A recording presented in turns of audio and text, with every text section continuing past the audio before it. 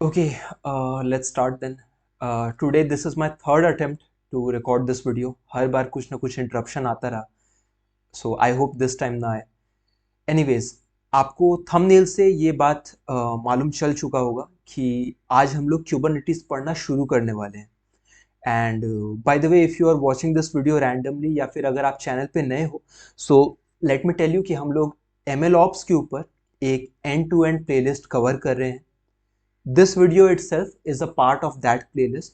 So आपको नीचे description box में लिंक मिल जाएगा, आप वहाँ से प्लेलिस्ट को एक्सेस करो एंड सीक्वेंस में सारे वीडियोस को देखो to gain a better grip on the topic. Okay, and coming back to this video, I know इससे पहले रिसेंटली हम लोगों ने एक एम एल ऑप्स का प्रोजेक्ट कवर किया, उसको भी हम लोगों ने एंड टू एंड किया है 6 से 7 वीडियोस में. And during that time I remember discussing with you कि प्रोजेक्ट खत्म करने के जस्ट बाद हम लोग जो अगला जो 2 वीडियो करेंगे उसमें से पहला रहेगा around building an M L ops oriented CV, जहां हम लोग इस बात पे चर्चा करने वाले थे कि अपने एम एल ऑप्स प्रोजेक्ट के काम को, इम्प्लीमेंटेड टेक्निक्स, टूल्स को सीवी पे मेंशन कैसे करना है. एंड जो दूसरा जो वीडियो होने वाला था, it was suppose to be around the tips and tricks required to crack the MLOps interview. Okay, they are still in the pipeline, but meanwhile what I have noticed कि मेरे जो viewers हैं channel के, specially वो लोग जो इस playlist को फॉलो कर रहे हैं, उन लोगों में इंटरमीडिएट एम एल ऑप्स से थोड़ा एडवांस टॉपिक्स की तरफ मूव होने का एक्साइटमेंट थोड़ा ज़्यादा है. मेरे बोलने का मतलब है कि आप लोग में से काफ़ी सारे लोग हैं जो इस चीज़ का ज़्यादा वेट कर रहे हैं कि कब हम लोग Kubernetes, Seldon deployment, K serve, monitoring and alerting with let's say Prometheus and Grafana, इन सारे टॉपिक्स को कब कवर करें, जितना जल्दी हो सके कवर करें, क्योंकि आपको ये सारी चीज़ें जल्द से जल्द कवर करके may be you are looking forward to apply for jobs. So I thought why not, आपको वही देते हैं जो आप लोगों को चाहिए, क्योंकि आप ही लोगों के लिए ये प्लेलिस्ट बन रहा है. मेरे फुल टाइम जॉब के बाहर आके मुझे काम करना पड़ रहा है सिर्फ और सिर्फ आपके नीड्स को पूरा करने के लिए. So this is where we are today. आज हम लोग क्यूबरनेटिस स्टार्ट कर रहे हैं. And before we jump into this topic, a couple of more things I wanted to discuss. पहला तो ये कि आप लोगों ने ये चीज़ नोटिस किया होगा, if you have been following my channel for past few times, या फिर अगर आपने पहले मेरे ट्यूटोरियल्स देखे हैं, तो मेरा ये अप्रोच रहता है कि आप कोई भी topic, be it Git, DVC, ML flow, कुछ भी अगर आप मेरे चैनल पे आके सीख रहे हो, मेरे ट्यूटोरियल्स होते भी लंबे हैं, तो अगर आप 1.5 घंटा 2 घंटा टाइम निकाल के मेरे चैनल पे टाइम दे रहे हो, so I try to make sure कि वो टॉपिक आपका 100% रेडी हो जाए, आप उसमें फुल कॉन्फिडेंट फील करो. ऐसा ना हो कि उसको देखने के बाद फिर आपको ऐसा लगे कि आपको और हेल्प चाहिए, आपको और ट्यूटोरियल्स देखने हैं या ऐसा कुछ. At least I try my best. Okay, and इसीलिए वीडियोस का लेंथ भी थोड़ा लंबा होता है. And Kubernetes is no different. मुझको क्यूबरनेटिस भी उसी लेवल पे कवर करना है कि आप लोगों के लिए एक वन स्टॉप सोल्यूशन हो, specially M L ops engineers and data scientists के लिए. जितना रिक्वायर्ड होता है क्यूबरनेटिस, उतना आपको पूरा मिले. अब मेरे लिए सबसे बड़ा चैलेंज ये था यहाँ पे कि while preparing this topic, okay, आप मान लो कि if Kubernetes is this big, okay, if it is this big, तो एज एन MLOps इंजीनियर या डेटा साइंटिस्ट आपको एक सबसेट जानना होता है Kubernetes का. This is what is required for you to work as a data scientist, as an MLOps engineer, and to answer the questions efficiently during the interview. Okay, बाकी का ये जो एरिया है, ओके, इसके लिए डेडिकेटेड क्यूबरनेटिस प्रोफेशनल्स होते हैं, Kubernetes administrators बोलते हैं उनको. सो ऐसे प्रोफेशनल्स हैं जो अपने लाइफ के 5 साल, 8 साल, 10 साल सिर्फ डिस्ट्रीब्यूटेड कंप्यूटिंग एंड क्यूबरनेटिस समझने में ही लगाते हैं एंड डेडिकेटेडली इसी सर्विस के ऊपर काम करते हैं. सो ऑब्वियसली ये बाकी का जो नॉलेज है, ये जो एरिया है, ये आपके लिए फंडामेंटली तो रिक्वायर्ड नहीं है, बट ऑब्वियसली अगर आप चाहो तो फर्दर इस टॉपिक पे ग्रिप पाने के लिए आगे भी पढ़ सकती हो, बट द पॉइंट इज कि as an ML ops engineer हमें जितना रिक्वायर्ड है उतना हमको एफिशिएंटली कुबरनेटिस समझ में आए। अब ये जो चीज है ये मुझको यार यूट्यूब पे या यूडेमी पे या इंटरनेट पे कहीं भी मिला नहीं। अब मेरे बोलने का ये मतलब नहीं है कि अगर आप इंटरनेट पे सर्च करोगे या यूट्यूब पे सर्च करोगे तो आपको क्यूबरनेटिस का ट्यूटोरियल या प्लेलिस्ट ही नहीं मिलेगा, ऐसा नहीं है। हेल्प इज देयर, लोगों ने क्यूबरनेटिस पढ़ाने की कोशिश की है, लेकिन किसी ने भी एक एमएल ऑप्स इंजीनियर या डेटा साइंटिस्ट प्रोफेशनल के पर्सपेक्टिव से क्यूबरनेटिस नहीं समझाया है कि एज ए डेटा साइंटिस्ट आपको क्यूबरनेटिस की ज़रूरत क्यों है और आप क्यूबरनेटिस सीख के कैसे अपने काम में बेटर हो पाते हो। इस पर्सपेक्टिव से कहीं भी नहीं सिखाया गया है। In fact the top YouTube creators जो डेटा साइंस पढ़ाते हैं, जिनसे मैंने भी खुद सीखा हुआ है इतना कुछ, उनके चैनल पे भी ये हेल्प नहीं था। So this added a bit more load of responsibility to my shoulder कि यार इस चीज़ को most probably I am the first one who is covering from the perspective of data science and ML ops, तो ये बहुत accurately deliver होना चाहिए। ओके इसीलिए थोड़ा टाइम भी लगा इस टॉपिक को प्रिपेयर करने में, काफ़ी मेहनत गया है apart of my full time job. तो आप लोग से यही रिक्वेस्ट है कि यार आप लोग चैनल को थोड़ा सपोर्ट दिखाना एंड सब्सक्राइब करो अगर आपको अगर मेरा पढ़ाने का तरीका अच्छा लगता है तो।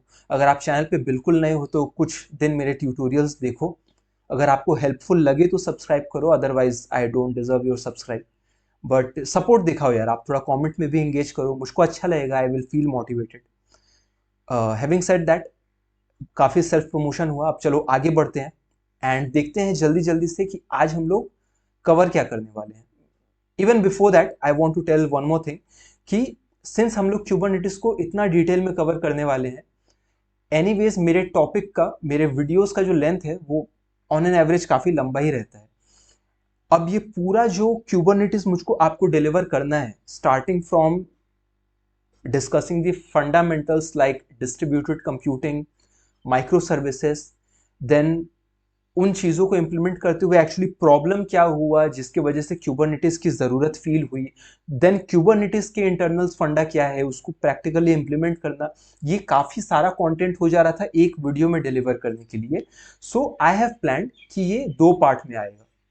एक पार्ट 1 होगा जहाँ पे हम लोग ये सारे फंडामेंटल्स डिस्कस करेंगे, एक पार्ट 2 होगा जहाँ हम लोग उसको प्रैक्टिकली प्रीवियसली डिस्कस्ड आइडियाज को प्रैक्टिकली इंप्लीमेंट करके देखेंगे, जो आपको एक hands on experience and confident provide करेगा आपके आगे के जर्नी के लिए। ओके अब जल्दी जल्दी से देखेंगे कि आज हम लोग कवर क्या करने वाले हैं। फर्स्ट ऑफ ऑल, ज़्यादा बिना टाइम लगाए I would want to tell you कि अभी तक हम लोगों ने जिन चीज़ों पे बात किया है इस प्लेलिस्ट में, that will be the pre requisite for this topic. अगर सारे नहीं भी तो at least Docker, data pipeline, deployment का थोड़ा बहुत आइडिया, इतना तो आपको मालूम होना चाहिए। अगर आपको डीवीसी या एमएल फ्लो या ऑब्जेक्ट ओरिएंटेड प्रोग्रामिंग पे अभी उतना कॉन्फिडेंट आप नहीं हो तो that is still fine, but ये जो चीज़ें मैंने पहले बताई, Docker and deployment related stuff, I am expecting that you know these things, you are familiar with these things. Okay ये चीज़ें आपके लिए एलियन नहीं है। अब अगर if you are able to make sure this much, then आगे हम लोग डिस्ट्रीब्यूटेड कंप्यूटिंग पढ़ने वाले हैं। बहुत बहुत इंपॉर्टेंट टॉपिक है distributed computing and micro services दोनों। ओके अगर आप एक intermediate to advance level professional हो फिर तो आपके लिए मतलब कोई ऑल्टरनेटिव है ही नहीं, ये चीज़ें आपको मालूम होनी ही होनी चाहिए। और अगर आप एक बिगिनर से लेके 1-2 साल के एक्सपीरियंस के रेंज वाले अगर आप इंसान हो तो इन चीज़ों को समझना आपको भीड़ से अलग करेगा। आप ही बोलते हो कि आपको एज अ फ्रेशर लोगों को दिक्कत होती है to land a job, to get into analytics और data science. So having the knowledge of these things will be a differentiating factor for you. Okay so आप डेफिनेटली आज का टॉपिक बहुत अटेंशन दे के देखो। ओके ज़रूरत पड़े तो एक से ज़्यादा बार देखो, it is worth it. Okay लेकिन आज डिस्कस किए हुए सारे आइडियाज़ पे आप 100% कॉन्फिडेंट होके ही आगे निकलना। फिर अराउंड एक हफ्ते में हमारा दूसरा वाला पार्ट भी इसका आ जाएगा, फिर आप वो कर सकते हो। बट ये बहुत ज़रूरी है सेकेंड पार्ट करने से पहले। सो सेकेंड पार्ट का prerequisite will be this part 1। Distributed computing and micro services discuss करने के बाद, उनके एडवांटेजेस बेनिफिट्स को समझने के बाद, हम डिस्ट्रीब्यूटेड कंप्यूटिंग के अराउंड जो प्रॉब्लम्स है उसको डिस्कस करेंगे। अब आपको मेरा पढ़ाने का अभी तक का पैटर्न नोटिस हुआ होगा कि किसी भी नई चीज़ को सिखाने से पहले, चाहे वो डीवीसी हो, चाहे वो एमएल फ्लो हो, कोई भी टॉपिक हो, I discuss about a problem. Okay, क्योंकि देखो, अगर कुछ तो प्रॉब्लम रही होंगी जिसकी वजह से इन चीज़ों का नीड हुआ एंड इन चीज़ों को इतना वाइडली एक्सेप्ट किया गया। ओके, सो वो प्रॉब्लम भी हम लोग डिस्कस करेंगे so that we can move to Kubernetes internals. फिर क्यूबरनेटिस को बहुत पेशेंस से, इत्मीनान से, बहुत ब्रॉडली समझेंगे एंड अपने आप को रेडी करेंगे by the end for the part 2 of this topic, जहां पे हम लोग प्रैक्टिकली चीजों को करके देख रहे होंगे। आगे चल के आप देखो, क्यूबरनेटिस इंटरनल्स में भी काफी कुछ है डिस्कस करने को। आई एम नॉट श्योर, अगर इधर कॉर्नर में मेरे वीडियो की वजह से अगर आपको कंटेंट दिखने में दिक्कत हो रहा हो, आई ट्राई कि ना हो, बट ये जो कंटेंट आपकी स्क्रीन में दिख रहा है क्यूबरनेटिस में, इन सारी चीज़ों के ऊपर आज बात करेंगे। इनमें से अगर आपको कुछ भी समझ में नहीं आ रहा है, इट इज़ ओके, तब तो ये वीडियो आप ही के लिए, ओके। लेकिन अगर इनमें से आप कुछ चीज़ों के साथ familiar हो, अगर आपने क्यूबरनेटिस पहले थोड़ा बहुत टच किया है लेकिन फिर भी आपको 100% क्लैरिटी नहीं है, तो इस वीडियो के एंड तक वो क्लैरिटी आपको मिल जाएगा। Okay, so doesn't matter who you are, if you are interested to learn Kubernetes, ये 2 वीडियोस आप मिस मत करना। Okay, so let's start. थोड़ा सा क्लीन कर लेते हैं अपने स्लाइड को। प्रीरेक्विजिट्स आई एम अज्यूमिंग कि आप देख लोगे। Let's start with distributed computing first. Okay, यहां पे थोड़ा सा मैंने कलाकारी दिखाया है। चर्चा करते हैं डिस्ट्रीब्यूटेड कंप्यूटिंग के ऊपर। डिस्ट्रीब्यूटेड कंप्यूटिंग बोलने में मैं थोड़ा फंबल भी कर जाता हूं, तो माफ कर देना अगर ऐसा हुआ तो।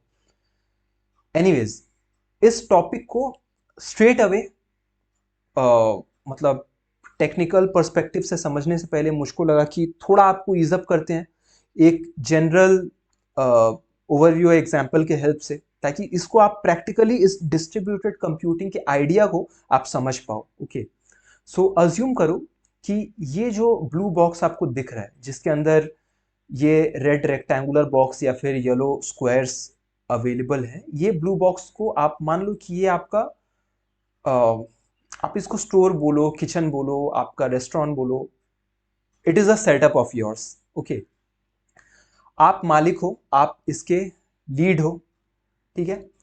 And this this blue Oval shaped circle या जो भी है, ये मान लो आपका कस्टमर एंड है, ठीक है। यहां पे से आपको ऑर्डर्स आते हैं एंड आप हो एक वन मैन आर्मी।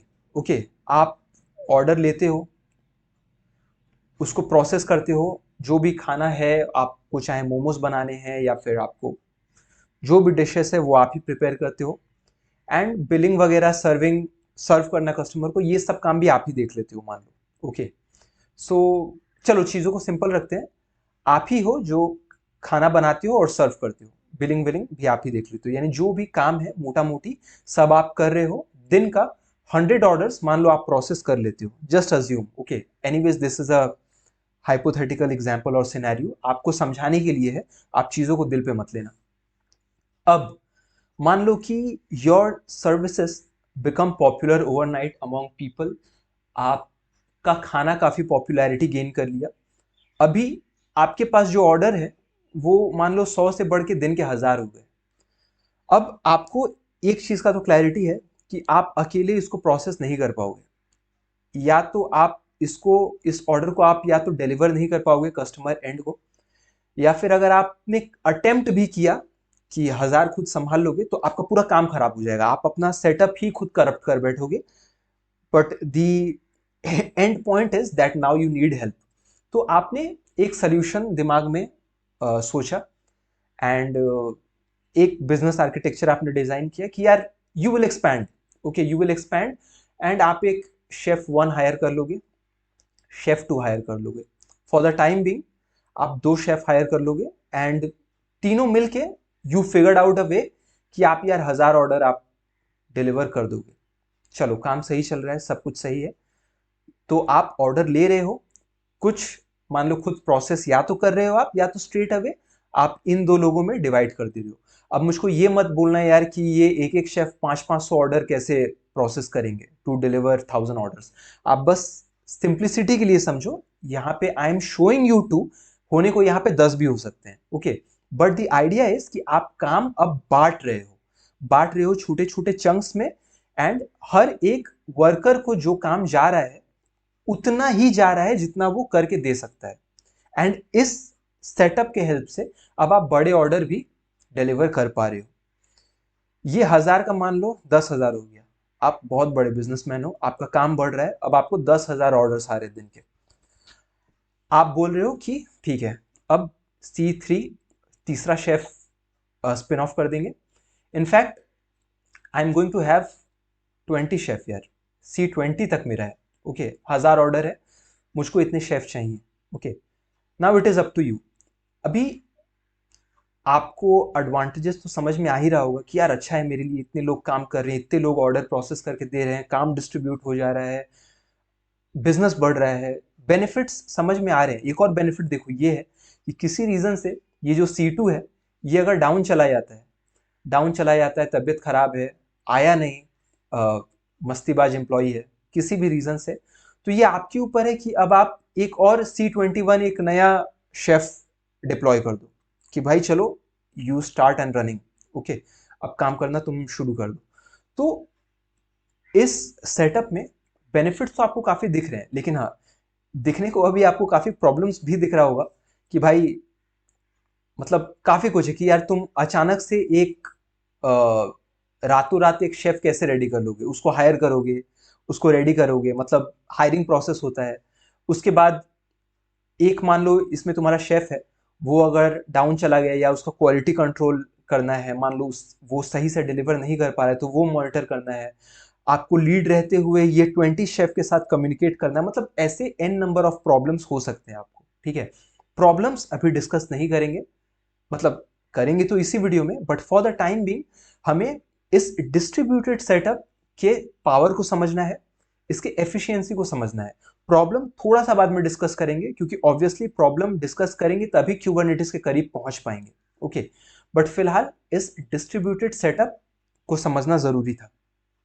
अब ये जो हमने एक किचन रेस्टोरेंट के एग्जाम्पल से इस डिस्ट्रीब्यूटेड सेटअप के पावर को समझा है, अभी धीरे धीरे इसको रियल लाइफ जो डेवलपमेंट, सॉफ्टवेयर डेवलपमेंट के वर्ल्ड के पर्सपेक्टिव से भी थोड़ा कवर करने की कोशिश करते हैं। सो ऑब्वियसली वहाँ आपके कस्टमर्स नहीं होते हैं, वहाँ आपके let me use a different pen, वहाँ आपके यूजर्स होते हैं, राइट। यूजर्स लाइक फेसबुक के यूजर्स, हॉटस्टार के यूजर्स, जो आपके सर्विस को हिट कर रहे हैं।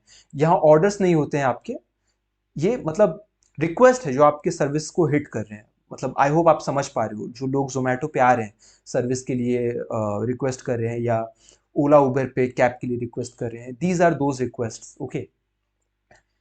ये जिस बड़े से बॉक्स को हम लोगों ने स्टोर बोला है, ओके, इसको अब से हम क्लस्टर बोलेंगे, क्योंकि एक्चुअली इसको क्लस्टर ही बोलते हैं, ओके। ये जो हमारा रेड बॉक्स है, it is going to be the lead server, ठीक है। अभी लीड लिखा हुआ है, आप उसको लीड सर्वर समझो।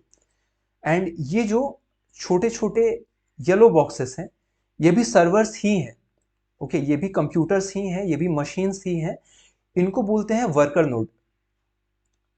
आई will mention it here as WN, worker node, ठीक है।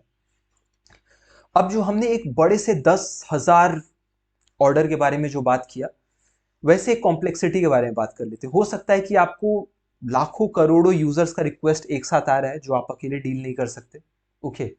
या फिर चलो मशीन लर्निंग के पर्सपेक्टिव से भी समझते हैं।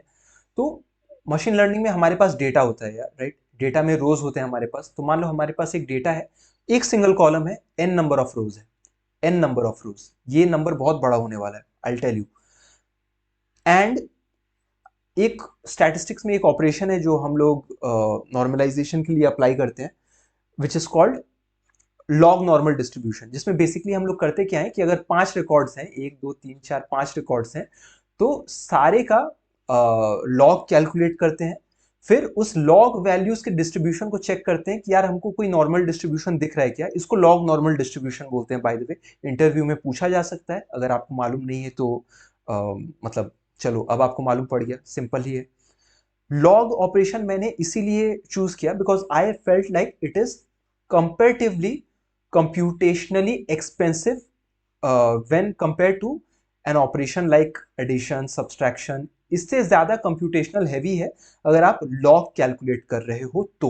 ओके, अब ये जो n है, n मतलब काउंट ऑफ रोज बोलो आप या रिकॉर्ड्स बोलो, ये एक बहुत बड़ा नंबर आप अज्यूम करो। इतना बड़ा मतलब आपको मिलियन बिलियन जितना में अज्यूम करना है आप करो, बट द आइडिया इज कि सिचुएशन कुछ इस तरह है कि इतने सारे रोज हैं जिन पे लॉग ऑपरेशन अप्लाई करना दुनिया के किसी भी एक सिंगल सर्वर, कंप्यूटर या लैपटॉप के बस की बात नहीं है। अब आप मुझको ये आर्ग्यूमेंट फेंक के मत मारना कि यार क्वांटम कंप्यूटर्स है, सुपर कंप्यूटर्स है, दिस एंड दैट, क्योंकि मेरे घर पे तो सस्ता कंप्यूटर है एंड मतलब इस पे सस्ता एग्जांपल ही दिया जा सकता है।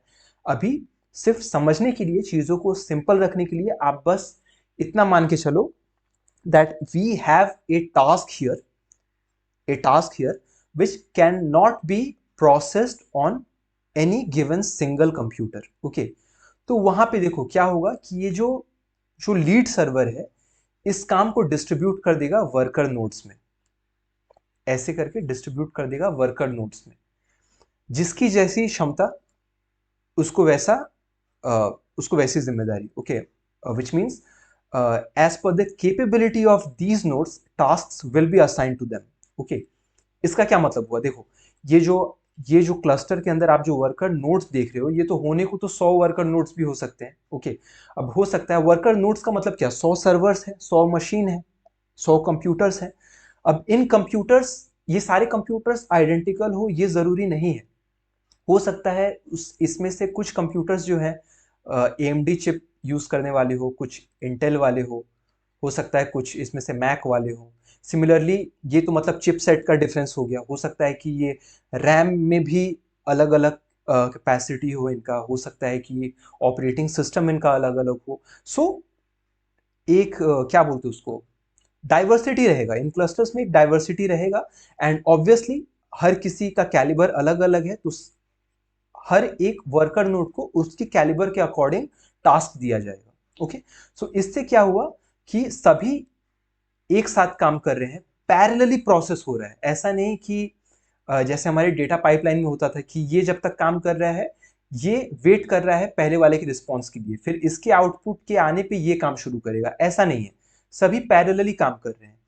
तो इस सेटअप से क्या होता है, यही डिस्ट्रीब्यूटेड कंप्यूटिंग है। इसके हेल्प से ये जो हमारा नियरली इम्पॉसिबल टास्क था to be executed on one single system, जैसे हम अकेले शेफ थे तो वो सारा ऑर्डर नहीं एग्जीक्यूट कर पा रहे थे, that got now distributed evenly, evenly नहीं भी तो एक इक्विलिब्रियम में, सबको सबके काबिलियत के हिसाब से काम मिल गया।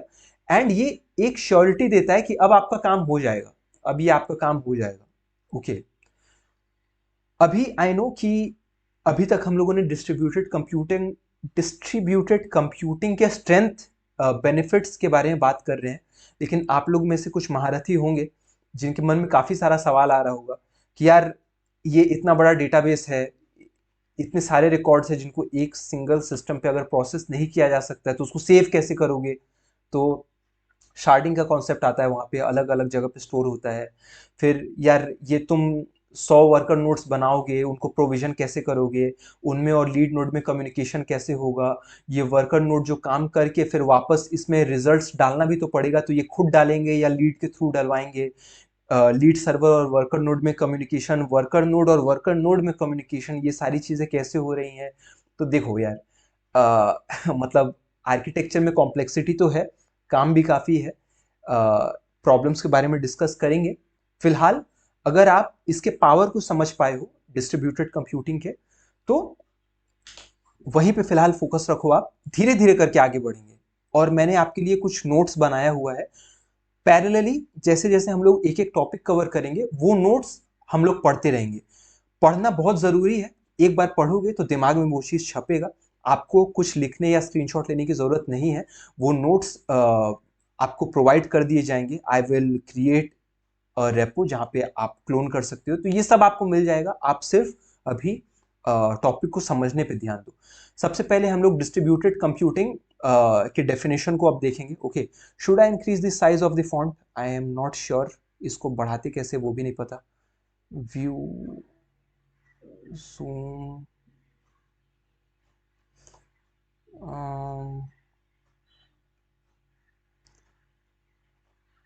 I mean I don't know यार इसको, I don't know. Anyways I really hope कि आपको दिख रहा हो। सो डिस्ट्रीब्यूटेड कंप्यूटिंग के डेफिनेशन पे हम लोग बात कर रहे थे। सो अब देखो, ये डेफिनेशन पढ़ते ही आपको अभी तक की बातें अगर समझ में आई है तो ये डेफिनेशन तो आपको किसी पोएम की तरह समझ में आ जाएगा। So distributed computing refers to a system where multiple computers or nodes work together to solve a large problem or process data collaboratively, एक साथ। okay, the tasks are divided among the nodes, enabling parallel processing for faster and more efficient computation. okay, I don't think इसमें ऐसा कोई भी part है जो हम लोगों ने अभी तक डिस्कस नहीं किया है।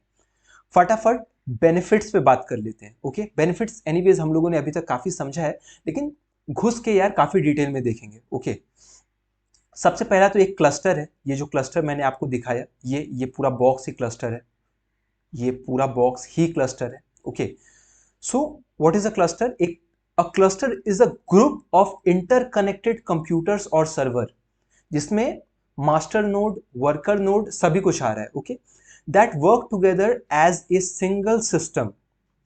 Each computer in the cluster is called a node and they collaborate to share workload, right? Provide redundancy and improve performance. Okay? अब देखो, इस क्लस्टर के बारे में तो समझ लिया, अब लीड और वर्कर नोड्स के बारे में थोड़ा और डिटेल में। सबसे पहले lead node server. The lead node in a distributed system is responsible for managing the cluster. Manage कैसे करता है, मैनेज करने के लिए क्या क्या कंपोनेंट्स है, वो हम लोग Kubernetes इंटरनल्स में देखेंगे। मतलब लिटरली ये काफी कुछ मैनेज करता है। समझो कि अगर आप उस स्टोर के मेन लीडर हो या शेफ हो या हेड हो, जो भी हो, तो आपको कितना सारा काम करना था। सोचो, आपको ये सारे वर्कर नोड्स या फिर सारे वर्कर शेफ आपको हायर करने थे, उनको काम पे लगाना था। You had to make sure कि शेफ के काबिलियत और एलिजिबिलिटी के हिसाब से उनको वर्कलोड असाइन हो। You had to make sure कि सारे शेफ के साथ, सारे नोड्स के साथ आप एक कांस्टेंट कम्युनिकेशन एस्टैब्लिश करके रखो कि जिसको जो काम दिया गया था वो हुआ कि नहीं, अगर नहीं हुआ तो क्या रीजन से नहीं हुआ, और उस काम को फिर दूसरे शेफ को रीडायरेक्ट करो। ये सारी और उसके बाद फिर यूजर एंड या फिर कस्टमर एंड से कम्युनिकेट करना। तो ये सारा मैनेजमेंट तो आप ही देख रहे थे ना अपने स्टोर पे, लेकिन एक डिस्ट्रीब्यूटेड कंप्यूटिंग में क्लस्टर के अंदर ये सारा कुछ एक लीड सर्वर देख रहा होता है। So it coordinates tasks like assigning workload to worker nodes, monitoring their health. जैसा कि मैंने पहले बोला कि एक शेफ अगर डाउन हो गया, सो आपकी जिम्मेदारी है कि आप फटाफट दूसरे शेफ को उसके रिप्लेसमेंट में रेडी करो। So lead node does this thing. Okay, and ensures everything runs smoothly. Communication is another component या important aspect of distributed computing. So in distributed computing, it refers to how nodes in the cluster exchange data and instructions. Okay, जरूरी होता है, nodes भी आपस में data and instructions जो है आपस में कम्युनिकेट करते हैं।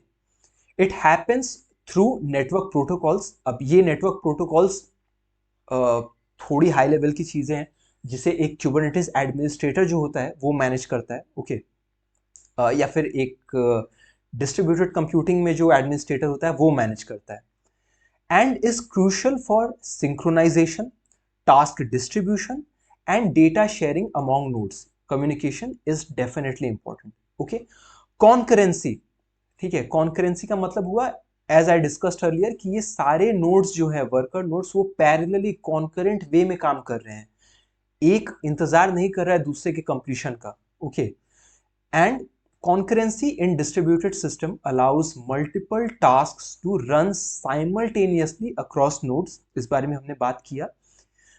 एंड इसके वजह से स्पीड बूस्ट होता है एंड फॉल्ट टॉलरेंस जो है ये हमें प्रोवाइड होता है. Okay, fault tolerance. अब आप बोलोगे कि यार कॉन्करेंसी की वजह से कैसे?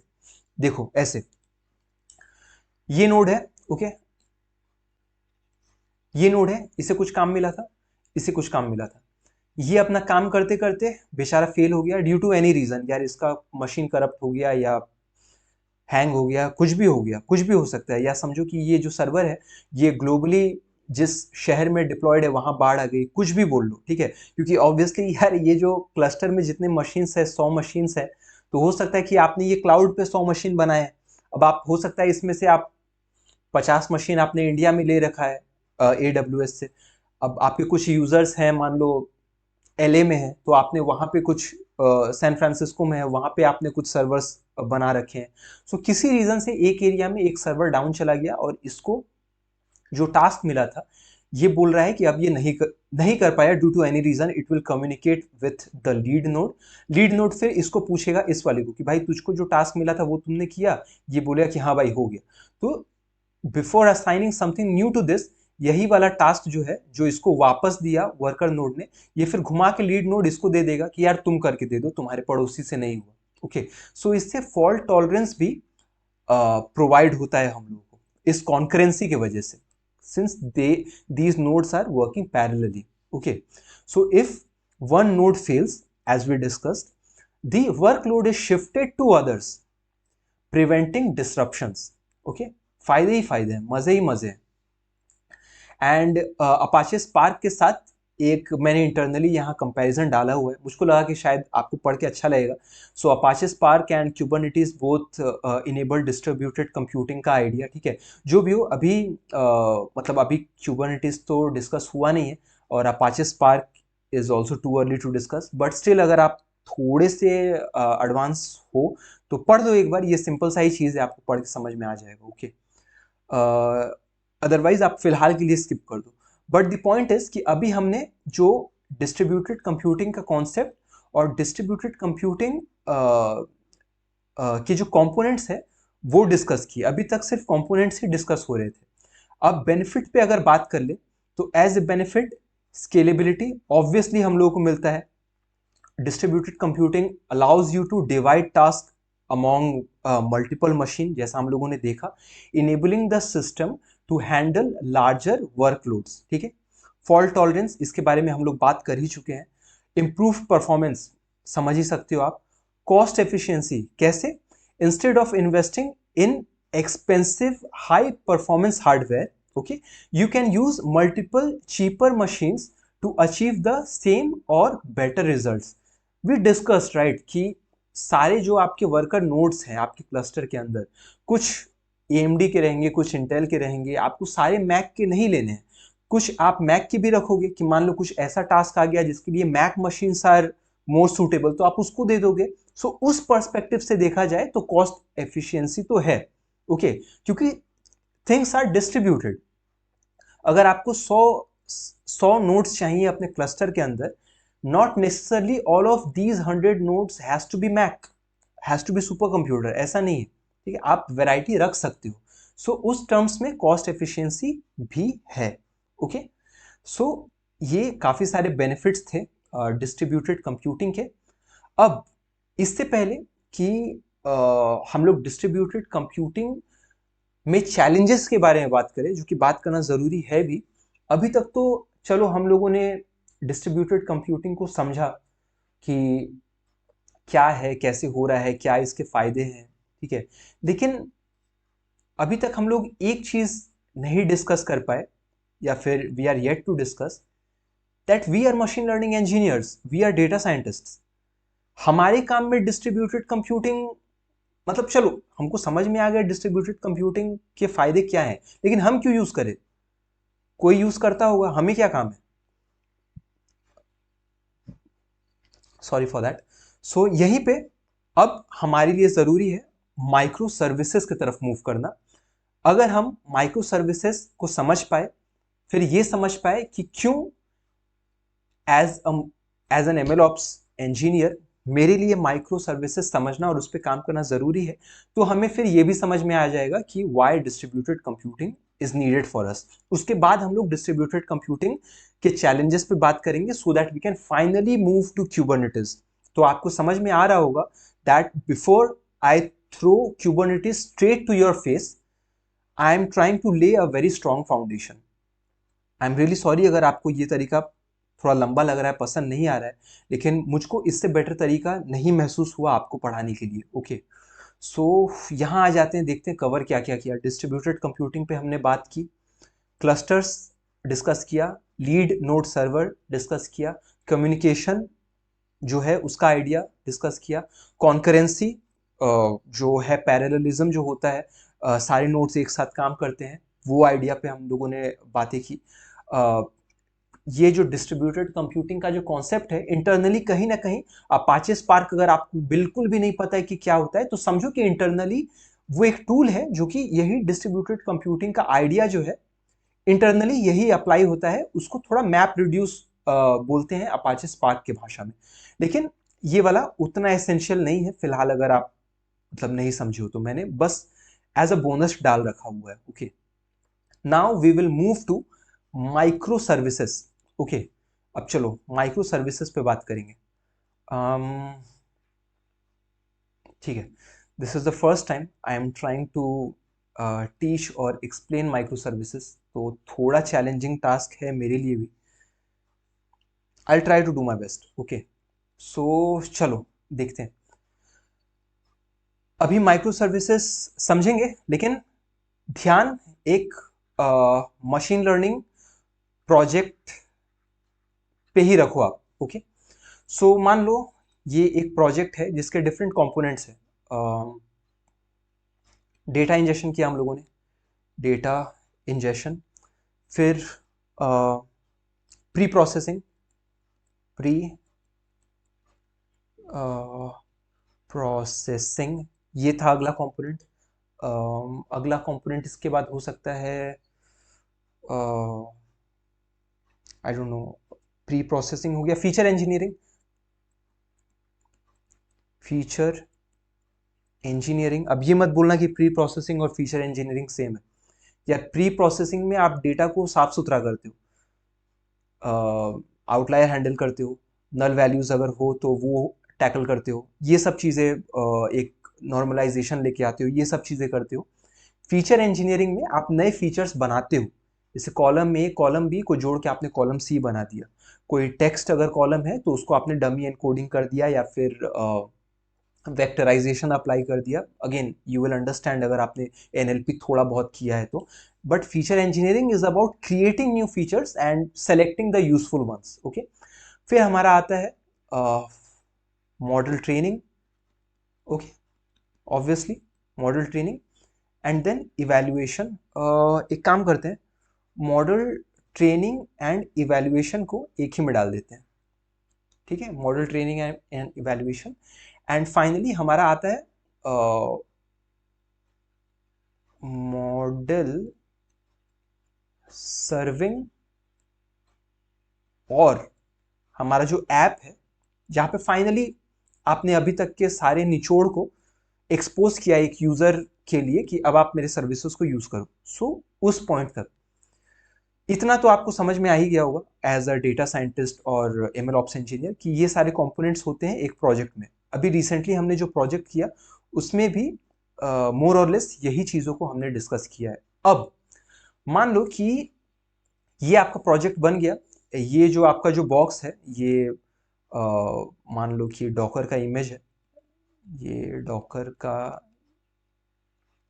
इमेज है, ये वाला बॉक्स, ये वाला बॉक्स मान लो। ठीक है, एंड इस बॉक्स को मान लो आपने डिप्लॉय कर दिया है एक यहाँ पे EC2 मशीन में।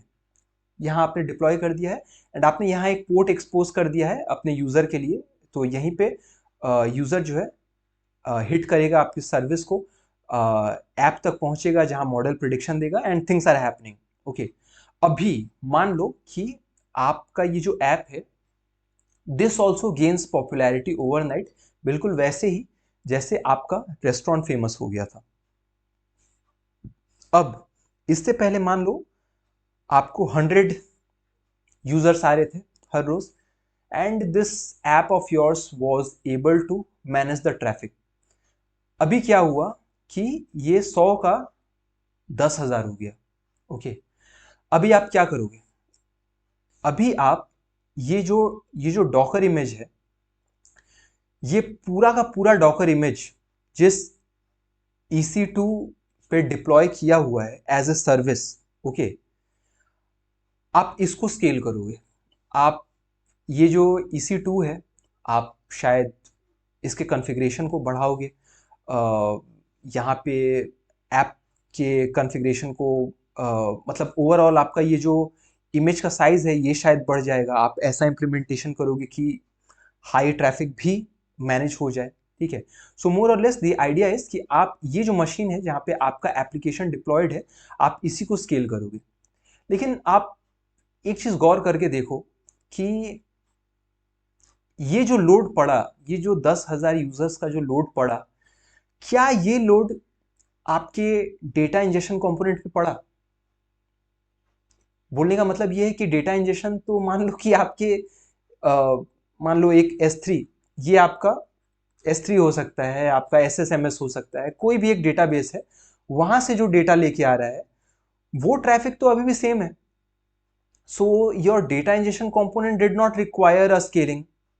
डेटा इंजेक्शन से जो डेटा प्री प्रोसेसिंग के लिए जो जा रहा है, या प्री प्रोसेसिंग से जो फीचर इंजीनियरिंग के लिए जो डेटा जा रहा है, वो भी मोर और लेस सेम है।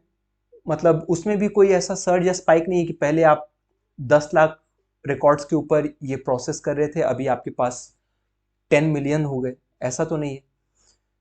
और न ही ये लोड आगे आपके मॉडल ट्रेनिंग या इवैल्यूएशन वाले कंपोनेंट पे भी लोड सेम ही है। सो हमें ये समझ में आ रहा है कि ये जो हमारा जो काम बढ़ा, वो यूजर का जो रिक्वेस्ट आ रहा है उस पर्सपेक्टिव से ट्रैफिक बढ़ रहा है। तो अगर हम जो ऐप जो सर्व कर रहे हैं उसी को अगर हम लोग स्केल कर पाते, सिर्फ उसी को अगर स्केल कर पाते, तो हमारा काम बन जाता था यार, इतना मेहनत करने की जरूरत नहीं थी। ये तो वही बात हो गया कि समझो कि अ, आपके पास एक टी शर्ट है, थोड़ा लेम एग्जाम्पल लगेगा लेकिन ले लो यार, ये क्या टी शर्ट है, ऐसा थोड़ी होता है। मान लो कि आपके पास मान लो एक टी शर्ट है, ठीक है, एंड मान लो आपके पास एक जीन्स है, एंड मान लो आपके पास शूज है। ठीक है, इससे ज्यादा ड्राइंग होगा भी नहीं मुझसे। और मान लो कि अब आपका जो जूता है ये मान लो फट गया, या फिर मान लो कि आपके पैर बड़े हो गए, you are growing up as a kid, तो अब आपको ये जो जूता है, ये स्पेसिफिकली जूता अब आपको चेंज करना है।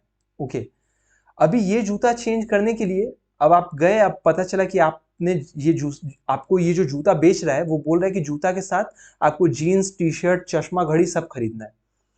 आप बोलोगे यार कि ये तो घाटे का सौदा है, मुझको तो सिर्फ जूता चाहिए था, या सिर्फ मेरी जीन्स फटी हुई थी, सिर्फ जीन्स चाहिए था, आप मुझको ये पूरा बंडल क्यों बेच रहे हो? सो एग्जैक्टली द सेम वे, अगर आपका ये जो ट्रैफिक है ये लोड क्रिएट कर रहा है आपके ऐप के ऊपर, आपका ऐप अगर क्रैश हो जा रहा है, वो लोड नहीं ले पा रहा है, तो आप पूरे के पूरे एप्लीकेशन को क्यों स्केल कर रहे हो? This make sense, right? तो अभी तक हम लोग जो काम कर रहे थे वो बाय द वे ऐसे ही कर रहे थे, ये पूरा का पूरा हम लोग एक ही कंटेनर में डाल के कर रहे थे, या हम लोगों में से ज्यादातर लोग ऐसे ही करते हैं। इनफैक्ट इंडस्ट्री में भी बहुत सारी जगह ऐसे ही काम होता है। एंड इस आर्किटेक्चर को बोलते हैं मोनोलिथिक।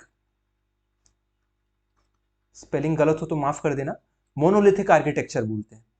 ओके, अभी आप एक बात सोचो कि अगर ऐसा होता कि आपके पास ये जो सर्वर है, ये जो, सबसे पहले तो रुको यार, इसको थोड़ा सा क्लीन कर लेते हैं। I am getting distracted. ठीक है।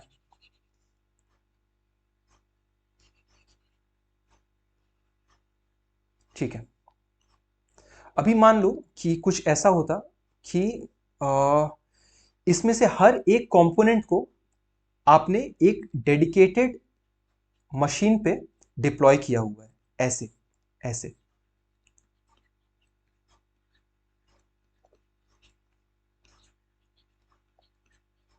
ऐसे, ओके।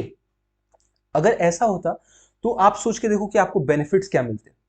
सबसे पहले तो ये कि अगर ये डेटा इंजेक्शन पे अगर लोड पड़ता और ये अकेले एक सर्वर अगर इसको मैनेज नहीं कर पा रहा है, ठीक है, तो हम और भी सर्वर स्पिन ऑफ कर सकते थे। ये काम डिस्ट्रीब्यूट कर सकते थे डिस्ट्रीब्यूटेड कंप्यूटिंग की हेल्प से। ओके, सेम चीज अगर मान लो कि मेरा जो डेटा है वो साइज में इतना बढ़ गया कि चलो एक सिंगल सर्वर पे मेरा काम चल जा रहा है, एक सिंगल सर्वर मेरा उसको लोड तो कर दे रहा है, लेकिन प्री प्रोसेसिंग पे मान लो वो हैवी पड़ गया, या फिर मान लो वो फीचर इंजीनियरिंग में जब कैलकुलेशन कर रहा है तो वहां उतने सारे रिकॉर्ड्स को एक सिंगल मशीन पे प्रोसेस कर पाना इज नॉट पॉसिबल। तो वहां पे भी हम लोग और भी सर्वर सेटअप कर सकते हैं, डिस्ट्रीब्यूटेड कंप्यूटिंग का फायदा उठा सकते हैं वहां पे भी। ओके, तो यहाँ पे जब हम अपने एक प्रोजेक्ट को ऐसे छोटे छोटे कंपोनेंट्स में डिवाइड कर देते हैं एंड हर एक कंपोनेंट को एज ए सर्विस डिप्लॉय कर देते हैं कि इस सर्वर में मेरा डेटा इंजेक्शन चल रहा है एंड ये जो मेरा सर्वर है, ये जो मेरा दूसरा वाला जो सर्वर है, इसके लिए जो इनपुट है वो मेरे पहले वाले डिप्लॉयमेंट का आउटपुट है, ऐसे। एंड सेम जो मेरा अगला वाला जो ये जो सर्वर है जिसको मैं डेडिकेटेडली हमने लॉन्च किया हुआ है फीचर इंजीनियरिंग के लिए, इसका इनपुट इसके पिछले वाले सर्वर का आउटपुट है। Okay, so each and every component is deployed independently. ऐसा नहीं है कि ये सारे टाइड अप हैं एंड इनको सिर्फ एक ही मशीन पे यहाँ पे डिप्लॉय किया गया है। ओके, ऐसा नहीं है।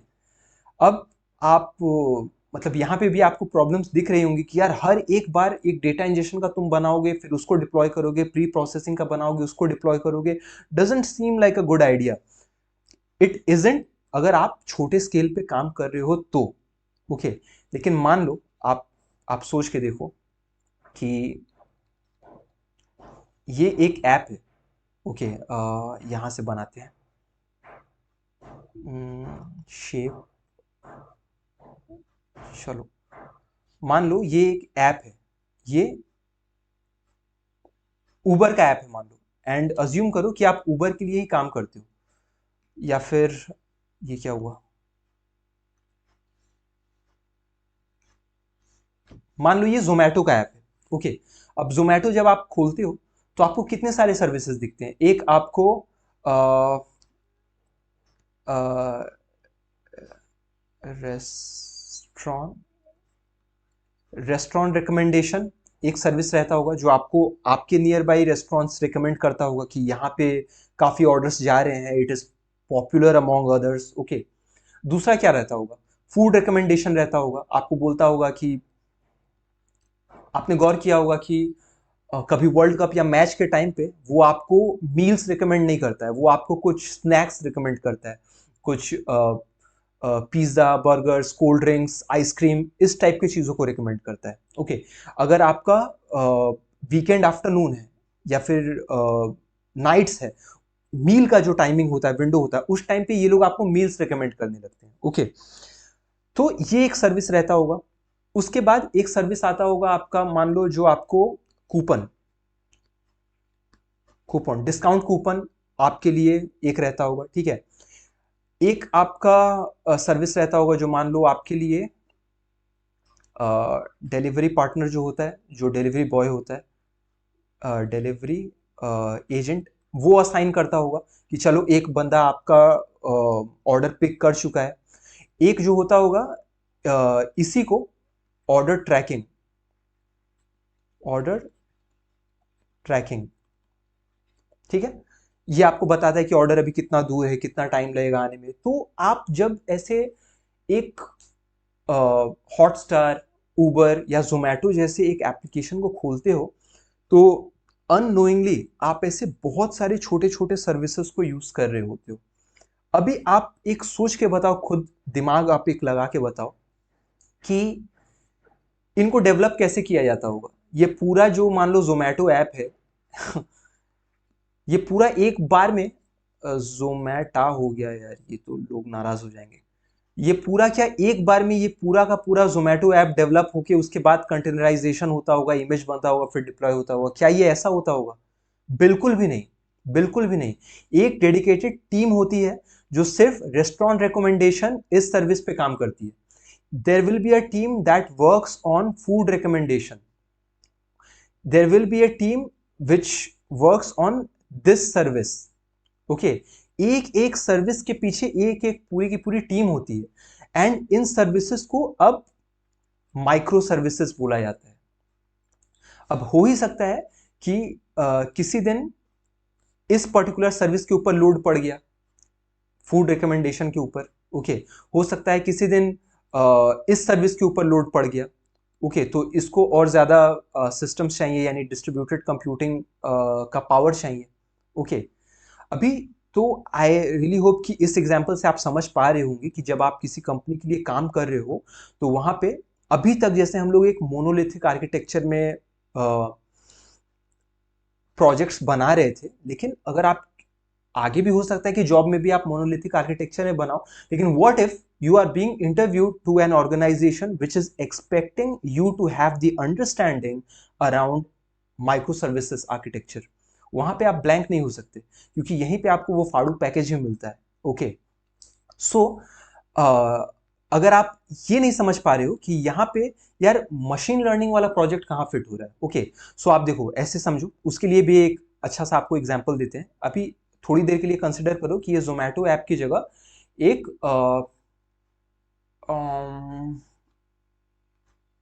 एक ऐप है व्हीकल, व्हीकल या तो इंश्योरेंस का, या तो उधर पे मान लो कि व्हीकल बिकता है। ओके, जो भी व्हीकल रिलेटेड बिजनेस, या तो इंश्योरेंस या तो रीसेल होता है, जैसे कार देखो, car 24/7, this kind of company. Okay, अभी यहाँ पे हमने पिछला जो प्रोजेक्ट बनाया था वो क्या प्रोजेक्ट था कि व्हीकल इंश्योरेंस का, कि आपका customer is he more likely to buy the insurance और नॉट। ओके, तो ये जो ऐप है आपका, कार देखो या कार 24/7, ये ऐप में तो बहुत सारे सर्विसेज होते हैं। उसमें आपका ये जो पर्टिकुलर एमएल प्रोजेक्ट था, आपका जो पर्टिकुलर एमएल प्रोजेक्ट था, जो या तो कार प्राइस प्रिडिक्शन का हो या फिर व्हीकल इंश्योरेंस प्रिडिक्शन का हो, ये फाइनली इंटीग्रेट हो जाता है एक बड़े से एप्लीकेशन के अंदर as a micro service, as a micro service. Okay, यही आपका वो मेन एप्लीकेशन नहीं है जिसपे आपका पूरा कंपनी रन हो रहा है। Okay, so this is just that micro service, जो फिर बाद में ये वेब डेवलपर्स अपने वेबसाइट में पीछे से इंटीग्रेट कर लेते हैं कि चलो अब इसका जो आउटपुट आ रहा है कि यस या नो, आपने डिपेंडिंग कि आपने क्लासिफिकेशन या रिग्रेशन क्या सॉल्व किया है, उसको अब अपने वेब पेज के यूआई पे हम लोग दिखाएंगे। सो आपको उस वेब डेवलपमेंट टीम के साथ मिलकर काम करना होता है, but again your project becomes a microservice for this entire application. Now at this point I really hope कि आपको मशीन लर्निंग के पर्सपेक्टिव से माइक्रो सर्विसेज का मतलब समझ में आया हो। एनीवेज ये कोई रॉकेट साइंस है नहीं, एक सिंपल स्ट्रेट फॉरवर्ड सा चीज है कि आपका एक जो प्रोजेक्ट होता है उसके छोटे छोटे डिफरेंट कंपोनेंट्स होते हैं, and depending on the scenario किसी भी एक पर्टिकुलर कंपोनेंट पे लोड पड़ सकता है। हो सकता है कि इस ऐप के जो एमएल वाला जो छोटा सा माइक्रो सर्विस है, मान लो उस पे ओवरनाइट बहुत से यूजर आके हिट करने लगे। So this should have the ability to scale if and when required. Okay, इस हिसाब से आपको माइक्रो सर्विसेज का नॉलेज होना बहुत जरूरी है। ओके, अभी ये माइक्रो सर्विस मान लो आपने इंप्लीमेंट आपको करना है कि आपको डेटा इंजेक्शन, प्री प्रोसेसिंग, ये सबको या तो इन छोटे छोटे चंक्स को एज ए माइक्रो सर्विस आपको इंटीग्रेट करना है, या फिर इस पूरे प्रोजेक्ट को आप मोनोलिथिक आर्किटेक्चर में ही डेवलप कर रहे हो, लेकिन finally this itself becomes a micro service of a bigger app. Okay, in that case आप कोई भी अप्रोच लो, लेकिन ये माइक्रो सर्विस जाके तो इंटीग्रेट होगा इसी डिस्ट्रीब्यूटेड कंप्यूटिंग के सेटअप में। यहीं पे ये जो ये जो टास्क था इन नंबर ऑफ रिकॉर्ड्स का लॉग निकालना, ये मान लो हो सकता है कल को this could become a feature engineering task. A feature engineering task कल को ये बन सकता है, ठीक है, जहां पे एट ए टाइम मान लो 10 लाख रोज का अगर फीचर इंजीनियरिंग करना है, तो मान लो एक वर्कर नोट करके दे दे रहा है, लेकिन what if this becomes 10 million, तो हमें और भी नोड स्पिन ऑफ करने होंगे, वो भी बहुत कम टाइम में। अभी कम टाइम में कैसे करेंगे, उसको प्रोविजन कैसे करेंगे, उसका पोर्ट्स इनेबल कैसे करेंगे, ये सब चैलेंजेस तो है ही, बट द आइडिया इज कि इस डिस्ट्रीब्यूटेड कंप्यूटिंग के आइडिया को अगर हम लोग फिगर आउट कर पाते हैं, तो ये 10 लाख हो या 10 मिलियन हो, हमारा फीचर इंजीनियरिंग किसी भी पॉइंट पे रुकेगा नहीं, वो करके आगे बढ़ा देगा मॉडल को। Okay, so I really hope कि यहां तक बहुत स्लो ही हम लोग बढ़ रहे हैं, आपको यहां तक कॉन्सेप्ट क्लियर होना चाहिए। थोड़ा सा अब नोट्स पढ़ेंगे रुक के। सो बेनिफिट्स ऑफ डिस्ट्रीब्यूटेड कंप्यूटिंग हो गया, अब माइक्रो सर्विसेज की तरफ बढ़ेंगे। मैंने एक रियल वर्ल्ड सिनेरियो डाला हुआ है, ठीक है। So imagine you are building a machine learning system to recommend movies to users. आप ये बना रहे हो, ओके, बहुत पॉपुलर यूज केस है among data scientist, just like Netflix. Okay, this ML system has several components. Data ingestion, it collects and processes data from users, okay, obviously going by their watch history and ratings। ये सारे मतलब आपने अपने watch history में क्या content देखा है और किस कंटेंट को क्या रेटिंग दिया है, वही तो मॉडल के लिए डेटा इंजेक्शन हो गया for movie recommendation system. Okay, secondly feature engineering, ये जो डेटा आया movie related, rating related, this has to transform into raw data, meaningful for as a meaningful input for the ML model, वो भी करना पड़ेगा because models don't understand anything except numbers. उसके बाद देखो मॉडल ट्रेनिंग होगा, continuously ये model आपका ट्रेन होते रहता है। Okay, updates your recommendation algorithm, आपका देखना कि आप खुद नोटिस करना कि आपको यूट्यूब में या इंस्टाग्राम पे आपका एल्गोरिदम हर रोज अपडेट होता है। आपको 2 महीना पहले जिस फॉर्मेट का रील या कंटेंट दिखाया जा रहा था, अभी आपको कुछ और दिखाया जा रहा होगा, कल को कुछ और दिखाया जाएगा, डिपेंडिंग कि आप ओवर द टाइम क्या देख रहे हो। आप फिटनेस रिलेटेड देख रहे हो, या आप टेक रिलेटेड देख रहे हो, या फिर आप ट्रैवल रिलेटेड देख रहे हो, उसको समझ में आता है, वो आपसे लाइव डेटा कलेक्ट करते रहता है और अपने एल्गोरिदम को, अपने रिकमेंडेशन सिस्टम वाले एल्गोरिदम को वो अपडेट करते रहता है। इसीलिए आपको हर रोज फील होता है कि यार इंस्टाग्राम ने तो बहुत रिलेटेबल चीज दिखा दिया, अमेजोन ने तो वही दिखा दिया जो मुझको चाहिए था, मिंत्रा पे वही ड्रेस आ गया जो मुझको चाहिए था। दे अंडरस्टैंड, ओके, वर्ल्ड के टॉप जीनियस लोगों ने बनाया है, दे अंडरस्टैंड एवरीथिंग। उसके बाद मॉडल सर्विंग आता है, where we host the train model and it responds to user request in real time.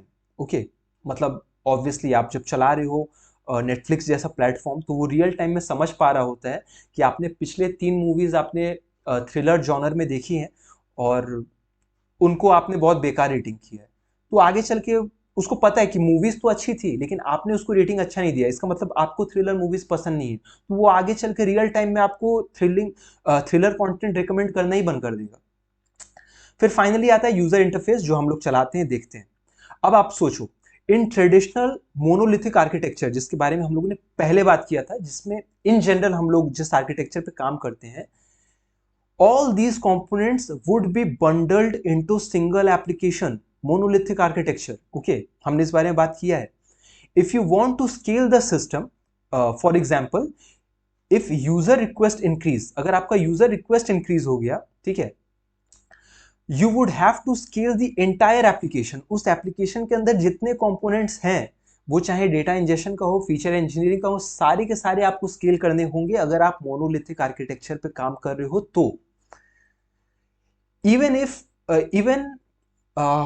even if only the model serving component needed more resource, चाहिए तो सिर्फ मॉडल सर्विंग कंपोनेंट का ही scaling, but बाकी सारे को भी, जैसा कि मैंने पहले एग्जांपल में बताया था, चाहिए आपको सिर्फ जूता, लेकिन आपको साथ में जीन्स, टी शर्ट, चश्मा सब चिपकाया जा रहा है, आपके लिए घाटे का सौदा है। Okay, now let's see how micro services solve this problem. Okay, I will read bit fast, क्योंकि एनीवेज हमने डिस्कस कर लिया है। सो instead of bundling everything together, microservices break down the application to smaller independent components. Okay, each component is responsible for a single task and can run, scale and be updated immediately. Okay, ये microservice में होता है। कैसे होता है? how can we uh, uh, how can we run, scale and update independently, because we are using distributed computing for that. Okay, ये याद रखना आप।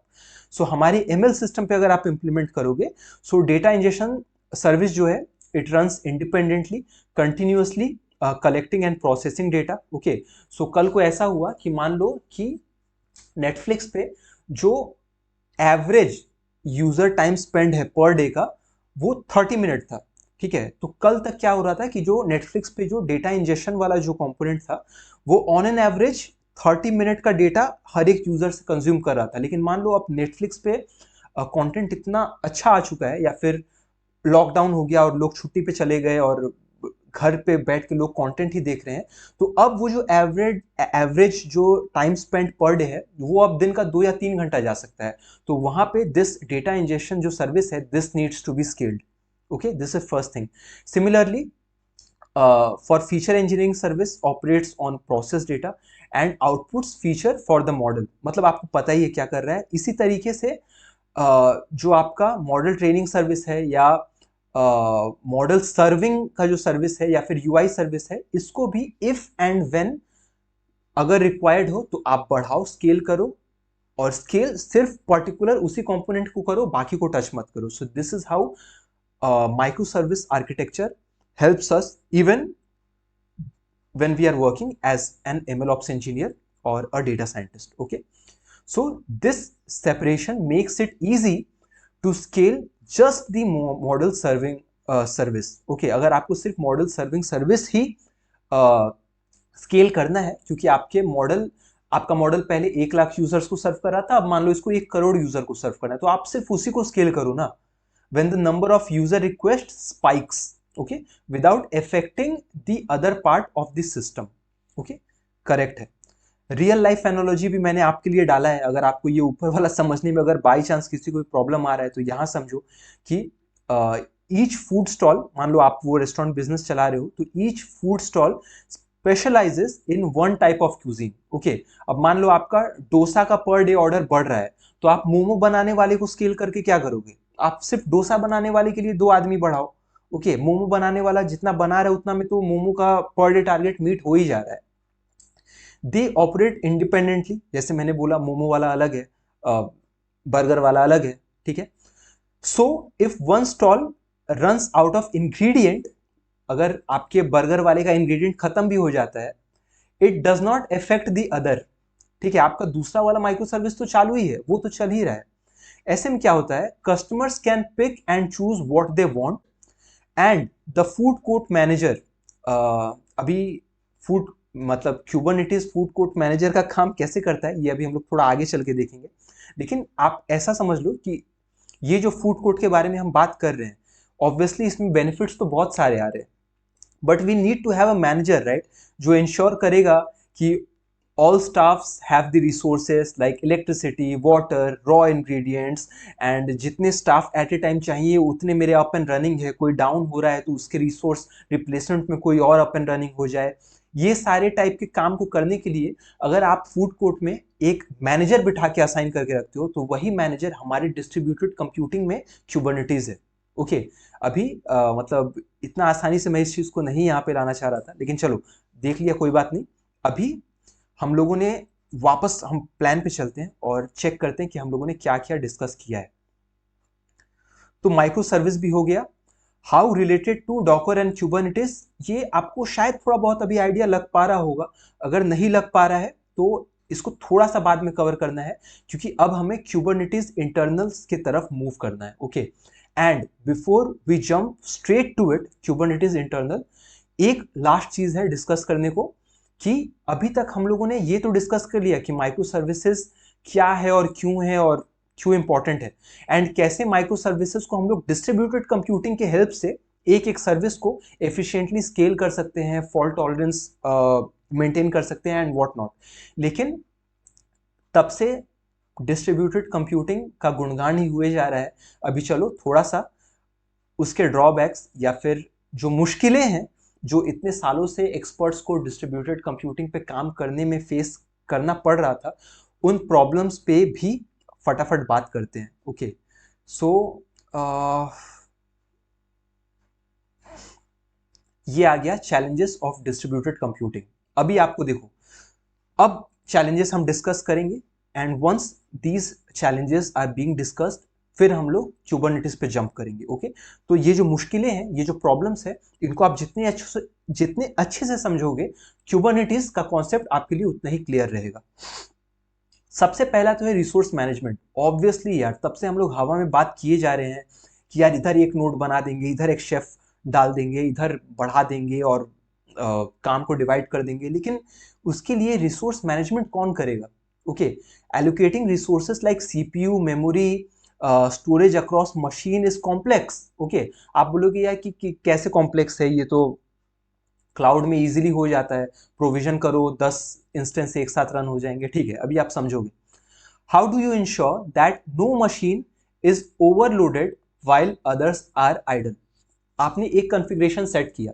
ओके, एक कॉन्फ़िगरेशन सेट करके आपने मान लो कि 10 EC2 मशीन स्पिन ऑफ कर दिए, 10 EC2 मशीन स्पिन ऑफ कर दिए, चालू कर दिए।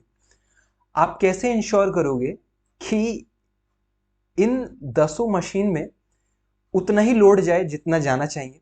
खैर वो तो बात की बात है, ये अंडर यूटिलाइज ना हो। ऐसा ना हो कि कल को मेरा जो वर्कलोड है वो तो अब 5 यूजर में भी हो जाएगा, तो बाकी 5 यहाँ पे अंडर यूटिलाइज्ड है। या फिर कैसे इंश्योर करोगे कि ये ओवर यूटिलाइज ना हो कि यार ये जो 10 EC2 से जो काम हो रहा है इसके लिए तो एक्चुअली मुझको 25 चाहिए थे, लेकिन 10 से काम हो रहा है, इस वजह से मेरा लेटेंसी बढ़ रहा है, यूजर को वेट करना पड़ रहा है रिस्पॉन्स के लिए। उसके लिए भी मतलब इट इज नॉट गुड। मतलब ऑब्वियसली आप यूजर एक्सपीरियंस खराब नहीं करना चाहोगे, you would want to serve an excellent software, right? तो ये सारी प्रॉब्लम्स हैं। So resource management is one of the thing. Scaling, adding और रिमूविंग मशीन, मतलब adding is a thing but removing is also a challenge, right? यानी कि scaling up और scale down करना, this also require significant effort. मतलब आपके लिए cloud ने जितना भी चीज़ों को कन्वीनियंट बना दिया हो कि आपको मार्केट में जाके बार्गेन करके एक मशीन खरीद के नहीं लाना है, फिर भी it requires some sort of expertise, some sort of work. For instance, if the traffic spikes suddenly, how do you add new machine and ensure they integrate seamlessly? अभी देखो, आप बोलोगे कि यार ये तो 25 मशीन चाहिए, अगर फट से बन जाएगा, 5 मिनट के अंदर EC2 खड़ा हो जाएगा। आपका क्या EC2 बनते ही उसमें डॉकर इंस्टॉल हो जाएगा, उसके अंदर आपका जो इमेज है वो जाके डिप्लॉय हो जाएगा, खुद ही CI/CD इंप्लीमेंट हो जाएगा। होने के बाद अगर आपको याद हो, हमने अपने प्रोजेक्ट के ड्यूरेशन में सिक्योरिटी सेटिंग्स इनेबल किए थे, इनबाउंड सेटिंग्स को चेंज किया था, क्या वो सब खुद पे खुद हो जाएगा?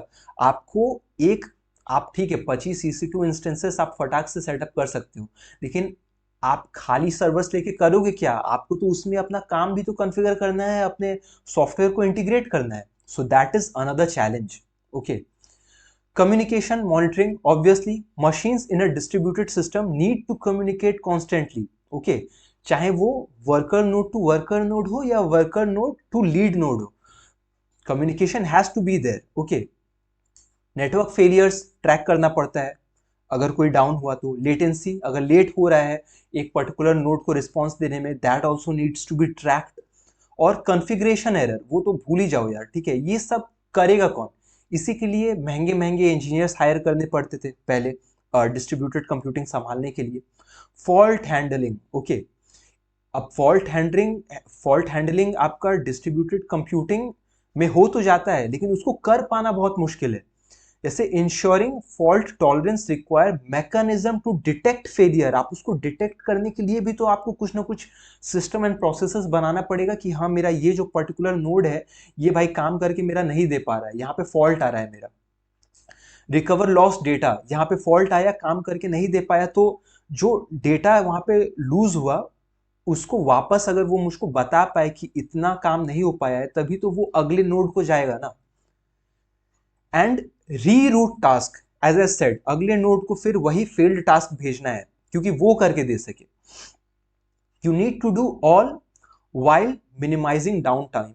ओके, इतना कुछ आपको, बहुत ये जितना प्रॉब्लम्स हम लोगों ने डिस्कस किया, you are expected to tackle all of these issues in a very short amount of time. Okay. उसके बाद load balancing. Obviously load balancing का बाय द वे अगर आपको मतलब ना पता हो तो मान लो कि इस लीड सर्वर पे 5 लाख रिकॉर्ड्स को प्रोसेस करने का रिक्वेस्ट आया है। उन 5 लाख रिकॉर्ड्स को का जो लोड है, उनको प्रोसेस करने का जो लोड है, उनको एक बैलेंस के साथ सभी वर्कर नोड्स पे असाइन करना। अब बैलेंस का ये मतलब नहीं होता है कि 5 लाख नोड्स है, 5 लाख अगर आपके रिकॉर्ड्स हैं तो 5 नोड्स में लाख लाख रिकॉर्ड्स करके आप असाइन कर दो। Load balancing is not this simple. आपको डिस्ट्रीब्यूट तो करना है, लेकिन आपको ये भी देखना जरूरी है कि कौन सा नोड केपेबल है कितने रिकॉर्ड्स को प्रोसेस करने में। हो सकता है कि इसमें से कोई नोड एट ए टाइम सिर्फ 50,000 रिकॉर्ड्स को ही प्रोसेस कर पाए, हो सकता है कोई नोड है पावरफुल है वो 2 लाख नोड को प्रोसेस कर पाए। सो this is how load balancing works.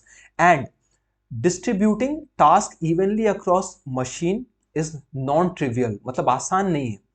Overloading one machine, एक में आप ज्यादा लोड दे दो, while other remains underutilized can degrade system performance. Obviously, configuration deployment related तो चैलेंज है ही। Managing the deployment of software, अपने इस बारे में हम लोगों ने अभी बात किया था कि सॉफ्टवेयर का डिप्लॉयमेंट भी तो आपको मैनेज करना है अक्रॉस ऑल द मशीन्स, वो भी एरर प्रोन होना चाहिए। आपको याद होगा कि पता नहीं वो ट्यूटोरियल बनाते टाइम मेरा उतना एरर आया था कि नहीं, लेकिन उसको प्रिपेयर करते टाइम यानी रिकॉर्ड करने से पहले डिप्लॉयमेंट के टाइम में मुझे काफी सारे एरर्स आए थे। And imagine manually configuring hundreds of machines, hundred of nodes, और उसमें जाके आपको ये सारा डिप्लॉयमेंट मैनुअली करना है। It is logistical nightmare. मतलब आपको अगर आपका मैनेजर बोल दे कि आपके पास रात भर का टाइम है और 20 मशीन्स में आपको मैनुअली हर एक में जाके CI/CD डिप्लॉयमेंट करना है, तो फिर आप तो गए फिर। And finally, monitoring and debugging. Obviously, identifying issues in distributed system is much harder than in a single system. Very logical. Logs, metrics, performance, इन सब चीजों को ट्रैक करना पड़ता है across all the machines. अब आप समझ सकते हो कि तब से हम लोग डिस्ट्रीब्यूटेड कंप्यूटिंग के पावर के बारे में, बेनिफिट्स के बारे में जो तब से बात कर रहे थे, इट इज देयर। मतलब ये यूज हो रहा था अक्रॉस कंपनीज ग्लोबली, लेकिन यूज करते टाइम इतने सारे चैलेंजेस कंपनीज को फेस करना पड़ रहा था। ओके, अभी इन्हीं प्रॉब्लम्स की वजह से Kubernetes comes into the picture.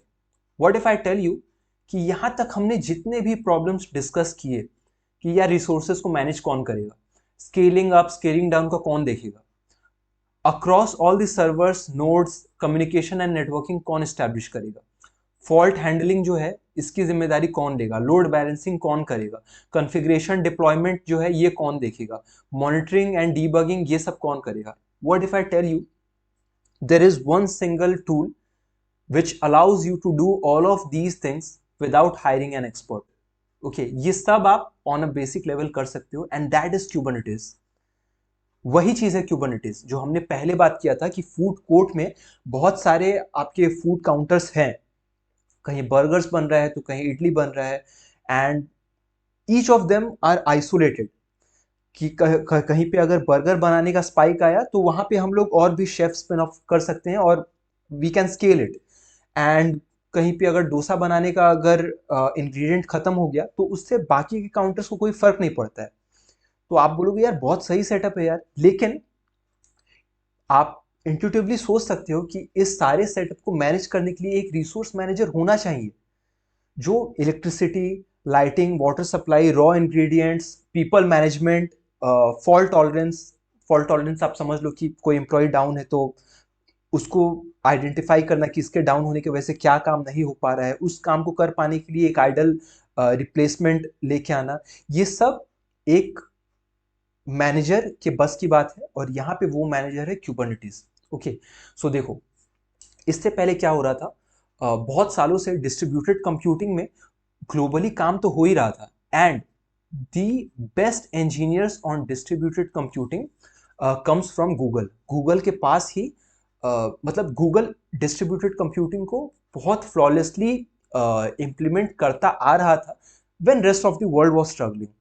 So Google was the one to identify these issues very minutely. Google in problems को समझ भी पा रहा था। तो Google, since Google engineers have been the best in the world, तो उन्होंने यार इसका solution भी बना दिया। इसी solution को उन्होंने नाम दिया Kubernetes, एंड फिर इसको ओपन सोर्स कर दिया गया मेरे आपके जैसे लोगों के लिए, स्टार्टअप कंपनीज के लिए। Even bigger companies are also after Kubernetes and Docker nowadays. Okay, अभी एक बात आप समझ पा रहे होंगे कि ये जो टास्क आ रहा है हमारे क्लस्टर पे और जो सेग्रीगेट हो रहा है अक्रॉस वर्कर नोड्स, जो काम पहुंच रहा है, this work is being assigned, या फिर ये जो सेग्रीगेशन हो रहा है या स्केल अप स्केल डाउन जो हो रहा है, ये तो डिस्ट्रीब्यूटेड कंप्यूटिंग पे हो रहा है। प्रॉब्लम्स को टैकल क्यूबरनेटिस की हेल्प से कर रहे हैं। लेकिन ये जो डिप्लॉयमेंट हो रहा है जो छोटे छोटे कंटेनर्स में, दिस इज ऑल डॉकर। ये डॉकर इमेजेस ही इसमें जा रहा है। इसीलिए आप देखोगे कि कहीं भी क्यूबरनेटिस और डॉकर का नाम एक साथ लिया जाता है, क्योंकि आप डिस्ट्रीब्यूटेड कंप्यूटिंग जो है ये आप बिना डॉकर नहीं इंप्लीमेंट कर पाओगे। आप खुद सोच के देखो, ये जो ये जो मशीन है, ये जो नोड है, this could be one Linux machine, this could be one Windows machine, this could be Mac and what not. Okay, अब आपके सॉफ्टवेयर का जो operating system based, programming based, dependency based, मतलब फ्रेमवर्क्स बेस्ड, जो जितने सारे dependencies है, आप उसको क्या आप अलग अलग बैठ के थोड़ी हर एक सिस्टम पे कॉन्फ़िगर करोगे। So Docker has to be there. Okay, बिना डॉकर के ना आप डिस्ट्रीब्यूटेड कंप्यूटिंग एफिशिएंटली यूज कर पाओगे, एंड क्यूबरनेटिस का तो फिर सवाल ही नहीं उठता है अगर आप डिस्ट्रीब्यूटेड कंप्यूटिंग ही नहीं इंप्लीमेंट कर पा रहे हो तो। ओके, सो ये आपको बताना था। अब हम लोग मूव कर रहे हैं क्यूबरनेटिस इंटरनल्स की तरफ। सिंस हम लोगों ने यहाँ पे एक बार ऊपर आ जाते हैं, माइक्रो सर्विसेज काफी डिटेल में देख लिया है, एंड डिस्ट्रीब्यूटेड कंप्यूटिंग के प्रोज एंड कॉन्स को भी, खासकर उसके प्रॉब्लम्स को डिस्कस कर लिया है। अब क्यूबरनेटिस हम आराम से डिस्कस करेंगे। Okay, so I will come back here. यहाँ पे थोड़ा सा क्लीनिंग कर लेंगे। Let me do it quickly for you.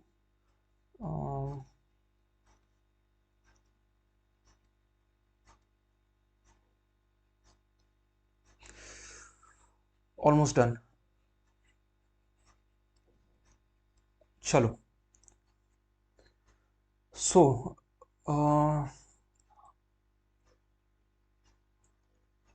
पहले क्यूबरनेटिस इंटरनल्स डिस्कस कर लेंगे, उसके बाद बात करेंगे कि डिस्ट्रीब्यूटेड कंप्यूटिंग में हमने जो चैलेंजेस जो डिस्कस किया है अभी तक, उसको Kubernetes, how Kubernetes address these challenges. Okay, but थोड़ा सा पहले क्यूबरनेटिस का इंटरनल्स पढ़ लेते हैं, बहुत जरूरी है। Master node. ओके, अब देखो, अब पूरा कोर टेक्निकल पे हम लोग आ रहे हैं। ये जो मास्टर नोड है, जिसको लीड नोड या जो भी बोल रहे थे, इसको क्यूबरनेटिस के लैंग्वेज में बोलते हैं control plane. So control plane, let me write it here, plane. अब से इसको कंट्रोल प्लेन ही बोलेंगे। अब आप इन टर्म्स के साथ प्लीज थोड़ा फेमिलियर होने की कोशिश करो। क्लस्टर है, कंट्रोल प्लेन है, अभी डिस्कस करेंगे। So what is control plane? It is the master node and it is the brain of the Kubernetes cluster. It oversees the system, पूरे सिस्टम को देखता है, पूरे क्लस्टर को देखता है, manages workload and ensures everything runs as expected. वो जो मैनेजर जो हम लोग ढूंढ रहे थे, जो Kubernetes के हेल्प से जो मैनेज हो जाता है वो सारा मैनेजमेंट का काम इस कंट्रोल प्लेन पे ही होता है। Think of it as the manager in a factory that delegates tasks and monitors operations. आपको समझ में आ ही रहा होगा। फिर आता है रिसोर्स मैनेजर, ये कंपोनेंट है जो कंट्रोल प्लेन के अंदर ही होता है। Okay, so the resource manager in Kubernetes ensures that cluster resources like CPU, memory, and storage are allocated efficiently. It is like a warehouse manager who ensures that raw materials, resources, and distributed to right production lines या फिर nodes. आसान भाषा में समझो, इस control plane के अंदर ही एक कंपोनेंट होता है जिसका नाम है रिसोर्स मैनेजर। रिसोर्स MNGR, ठीक है। इसका काम देखो क्या होता है। सपोज कि हमारे क्लस्टर के अंदर ऐसे 4 या 40 कितने भी नोड्स हो सकते हैं, कितने भी सर्वर्स हो सकते हैं, राइट। अभी एक सर्वर आप एट ए टाइम, ये जो वर्कर नोड है इसी को कंसिडर करो। ओके, अभी मान लो इसके अंदर हमने अपना व्हीकल इंश्योरेंस जो प्रोजेक्ट किया था, मान लो उसका जो कंटेनर है, उसका जो इमेज है वो इस पे हम लोग डिप्लॉय करना चाहते हैं। Okay, bye the way manually आपको डिप्लॉय नहीं करना पड़ता है, ये आपके लिए क्यूबरनेटिस कर देता है। कैसे करता है वो हम लोग अगले वीडियो में देखेंगे, आपको बहुत मजा आएगा। लेकिन आप इतना मान लो कि ये जो है बस कंट्रोल प्लेन जो है क्लस्टर का, इसको आप बता दो कि ये आपका इमेज है, ये आपके प्रोजेक्ट का इमेज है, बाकी ये सब देख लेगा कि कहाँ करना है, कितना रेप्लिका बनाना है, ये सब देख लेगा। Okay, but the idea is कि ये जो रिसोर्स मैनेजर है, ये इस एक वर्कर नोड के अंदर, एक सर्वर के अंदर एक पॉड बनाता है, ठीक है। पॉड जो है एक मतलब एक वर्चुअल बॉक्स समझ लो, जिसके अंदर हमारा ये जो कंटेनर है, ये जो इमेज है, जो प्रोजेक्ट है वो डिप्लॉय होता है। ओके, अब मान लो कि ये जो डिप्लॉयमेंट है, ये मान लो मेरे डेटा इंजेक्शन कंपोनेंट के लिए एक ये छोटा सा डिप्लॉयमेंट था। अब मुझको एक और डिप्लॉयमेंट करना है, मेरा एक और इमेज बना हुआ है डेटा प्री प्रोसेसिंग का। तो ये भी मैंने अपने कंट्रोल प्लेन को बता दिया कि देख ले भाई, एक और इमेज है, एक और माइक्रो सर्विस है मेरा डेटा प्री प्रोसेसिंग का, देख लो तुमको कहाँ डिप्लॉय करना है, हमको कुछ नहीं बताना है, वो खुद कर देगा। अब कंट्रोल प्लेन को तो हमने बता दिया, कंट्रोल प्लेन रिसोर्स मैनेजर को बोलेगा कि देखो इसे कहाँ डिप्लॉय किया जा सकता है। रिसोर्स मैनेजर सबसे पहले यहाँ पे चेक करेगा कि ये जो सर्वर है, ये जो वर्कर नोड है, क्या यहाँ पे और रैम, सीपीयू, मेमोरी बचा हुआ है कि मेरा ये जो डेटा प्री प्रोसेसिंग वाला जो डिप्लॉयमेंट है ये यहाँ पे हो जाए। अगर हो सकता है तो ये विद इन दिस सर्वर ही इसको अच्छे से जूस आउट करेगा, इसको अच्छे से यूटिलाइज करेगा एंड ये इसके अंदर ही डिप्लॉय करेगा। अगर नहीं हो सकता है, अगर इस पे लोड ज्यादा बढ़ रहा है, या तो इस पे नहीं हो सकता है, या तो मान लो डेटा प्री प्रोसेसिंग का जो कंटेनर है ये फेल कर रहा है, ये ट्रैफिक हैंडल नहीं कर पा रहा है, तो ये रिसोर्स मैनेजर खुद पे खुद अगले वाले सर्वर पे ये डिप्लॉयमेंट कर देगा। तो रिसोर्स मैनेजर का काम यही होता है कि ये जो रिसोर्सेस इसके पास अवेलेबल है उसको अच्छे से जूस आउट करना, उसका पूरा यूटिलाइजेशन हो, ये इंश्योर करना। ओके, सो एक बार पढ़ भी लेते हैं फिर से। The resource manager in Kubernetes ensures that cluster resources like CPU, memory, storage are allocated efficiently. एकदम ऐसा ना हो कि यहाँ पे पहले वाले में वेस्टेज करके अब ये दूसरे वाले में अब डिप्लॉय कर रहा है। पहले वाले में अब मतलब अभी भी है कैलिबर या फिर वो रिसोर्स है in terms of CPU, memory, लेकिन अब ये जंप कर गया दूसरे में। सो रिसोर्स मैनेजर इस चीज से प्रिवेंट करता है हमको। अगला है कम्युनिकेशन। ओके, सो यहाँ पे एक एपीआई सर्वर होता है। अब देखो ये कंट्रोल प्लेन के अंदर ये अगला कंपोनेंट है, राइट। यहां पे लिखेंगे एपीआई सर्वर।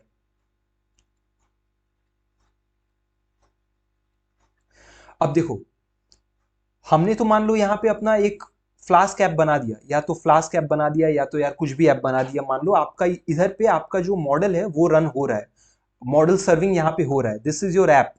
ओके, अभी यहाँ पे से यूजर रिक्वेस्ट जब भेज रहा है तो ये क्लस्टर में there has to be an interface कि वो रिक्वेस्ट यहाँ पे जाए और फिर वो आगे के नोड्स में फिर डिस्ट्रीब्यूट हो। ओके, तो यूजर से लेके जो वैसे आपका ऐप यहाँ पे नहीं होता है, मैंने बस आपको समझाने के लिए कि यूजर ऐप के थ्रू आ रहा है, एक्चुअली आपका ऐप तो किसी कंटेनर के अंदर रहेगा, ठीक है। लेकिन यूजर का जो रिक्वेस्ट है, चलो इसको ये जो है इसको जो है इसको रिक्वेस्ट कर देते हैं, वरना आप कंफ्यूज होंगे कि ऐप बाहर है। ऐप बाहर नहीं रहता है। ऐप जैसे ये डेटा इंजेक्शन का एक डिप्लॉयमेंट है, डेटा प्री प्रोसेसिंग का एक डिप्लॉयमेंट है, वैसे ही एक यहाँ पे ऐप का भी डिप्लॉयमेंट रहता है। ओके, बट ये जो रिक्वेस्ट है ये इस क्लस्टर पे एंटर कैसे करेगा? उस एंटर करने के इंटरफेस का नाम ही है API server. This helps to establish the communication between the control plane and user. Okay, तो आप देखो यहाँ पे लिखा भी वही है। सो user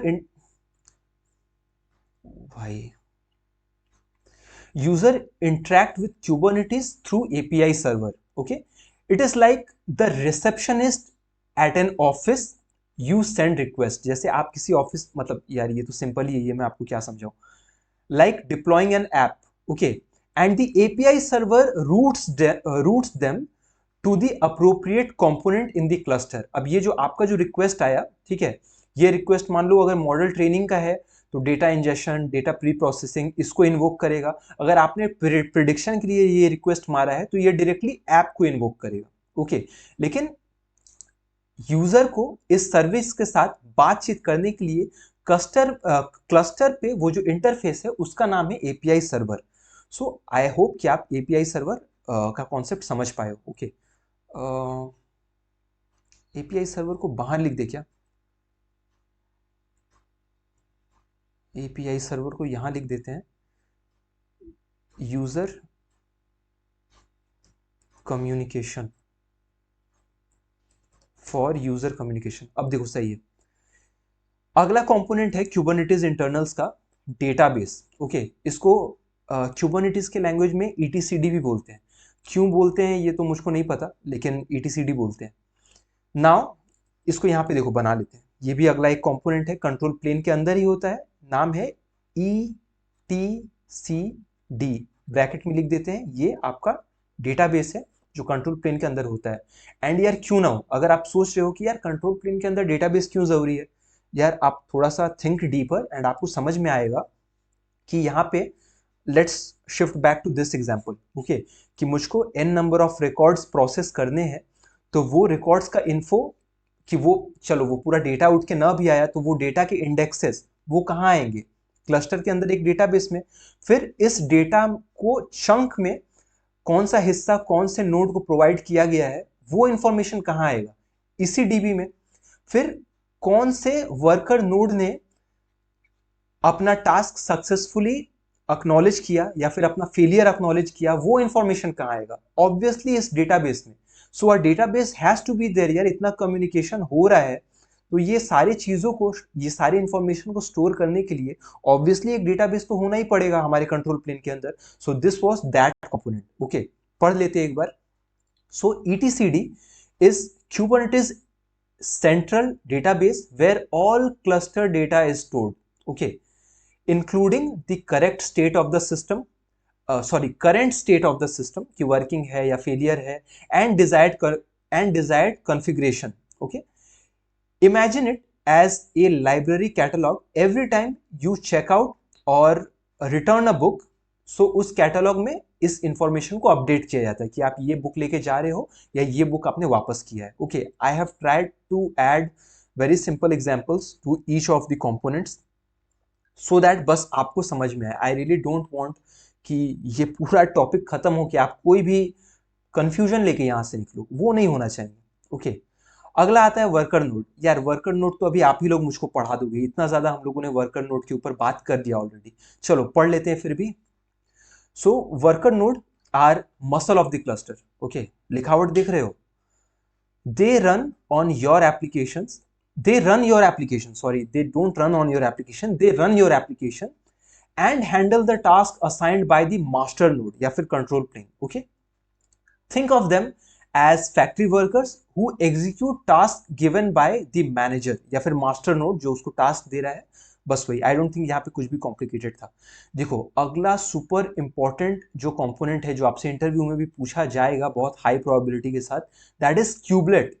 okay, now kubelet is an agent running on each worker node.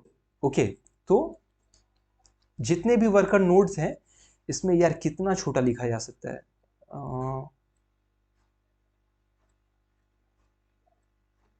Kubelet, ठीक है, यहां पे लिख देते केबी, यहां पे लिख देते केबी। ओके, ये सारे वर्कर नोड्स में रहेगा ही। क्यों रहेगा? Because it ensures containers, containers मतलब क्या, आपके एप्लीकेशन, ये डेटा इंजेक्शन का एक कंटेनर, ये डेटा प्री प्रोसेसिंग का एक कंटेनर, बाय द वे यहाँ पे किसी भी टास्क का कंटेनर हो सकता है, ये बेसिकली माइक्रो सर्विसेज है, इसीलिए हमने पहले ही माइक्रो सर्विसेज पढ़ लिया हुआ है। ओके, सो कंटेनर्स या योर एप्लीकेशन, इट, फिर से पढ़ते हैं, देखो, Kubelet is an agent running on each worker node that ensures containers, यानी कि आपका जो एप्लीकेशन है, आर रनिंग एज एक्सपेक्टेड। भाई इसका क्या मतलब हुआ, समझ जाओगे। It's like shift supervisor in a factory who ensures each machine is operating correctly। Okay, यानी क्यूबलेट ये बात समझता है, आइडेंटिफाई करता है कि इसमें से मान लो ये जो डेटा प्री प्रोसेसिंग वाला जो माइक्रो सर्विस है या कंपोनेंट है या जो छोटा सा हमारा सॉफ्टवेयर है, ये अगर एज एक्सपेक्टेड बिहेव नहीं कर रहा है, इसके हेल्थ चेक्स अगर सही नहीं आ रहे, तो क्यूबलेट जो है यही बात फिर वापस कंट्रोल प्लेन को बताता है। कंट्रोल प्लेन फिर रिसोर्स मैनेजर को बताएगा कि यार ये डेटा प्री प्रोसेसिंग चल नहीं रहा है सही से, एक काम करो, एक नया पॉड बना दो, वेर एवर पॉसिबल एक नया पॉड बनाओ, फटाफट उसको अप एंड रनिंग करो, क्योंकि जो एग्जिस्टिंग डेटा प्री प्रोसेसिंग वाला जो सर्विस है, that is somewhat not working properly and I got this information from Kubelet। Kubelet बताएगा कंट्रोल प्लेन को and control plane will inform to resource manager. I really hope आप ये सारा जो network है, जो सेटअप है, ये प्लीज आप समझने की कोशिश करना। ओके, बहुत ध्यान देना।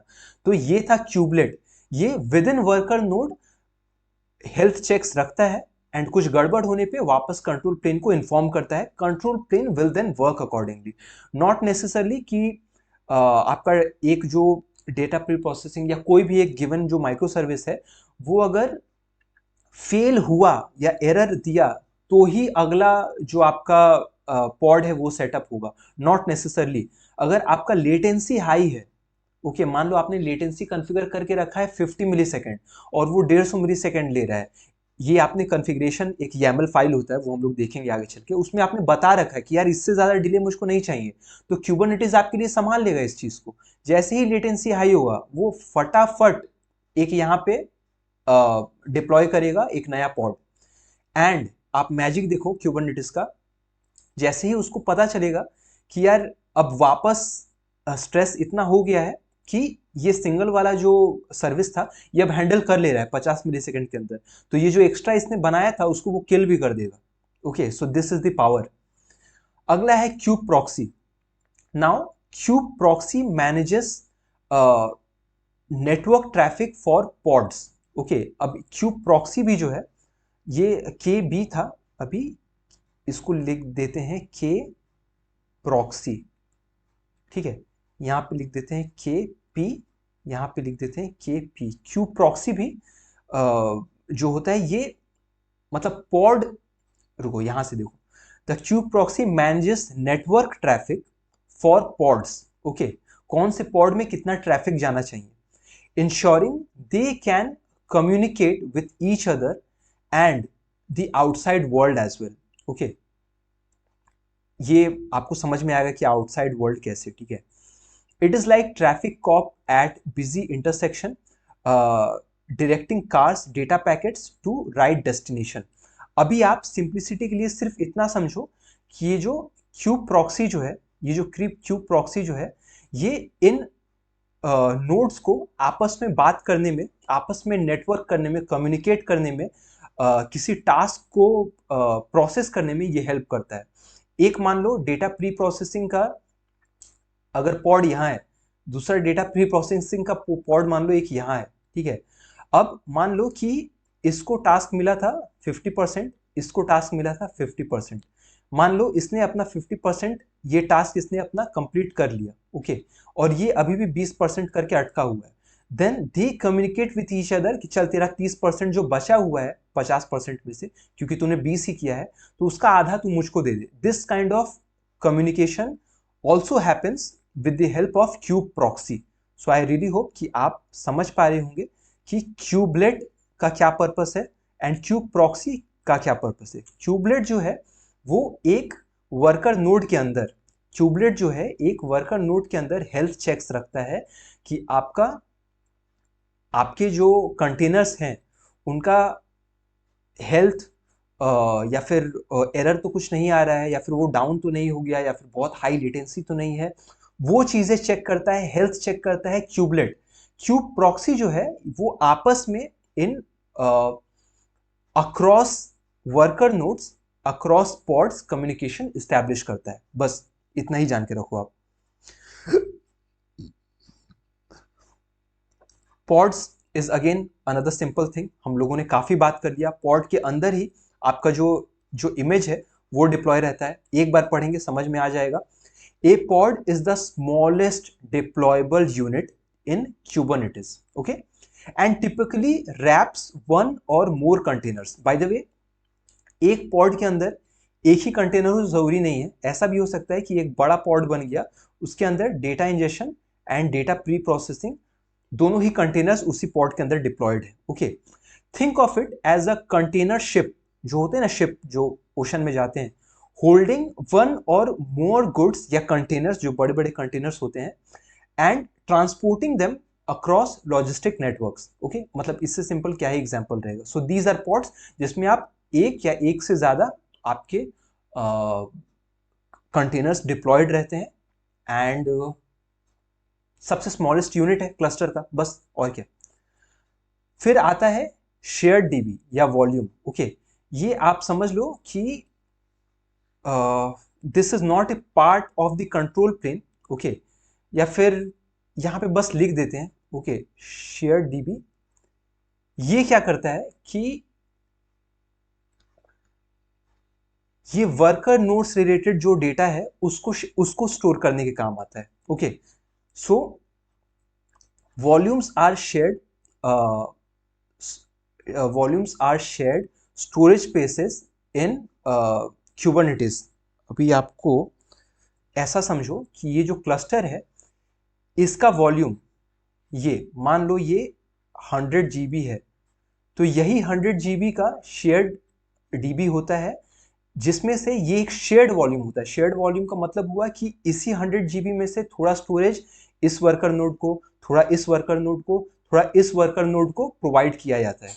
इसी को शेयर्ड डीबी बोलते हैं। Okay, so there was someone at the door, तो मुझको ब्रेक लेके फिर से रिज्यूम करना पड़ रहा है। सो आई गेस हम लोग शेयर्ड डीबी डिस्कस कर रहे थे, एंड द आइडिया वाज कि shared dB is that volume जिसको सारे वर्कर नोड्स में डिवाइड किया रहता है, या फिर उसी वॉल्यूम में से, उसी डेटाबेस में से सभी को स्टोरेज प्रोवाइड किया हुआ रहता है, ओके।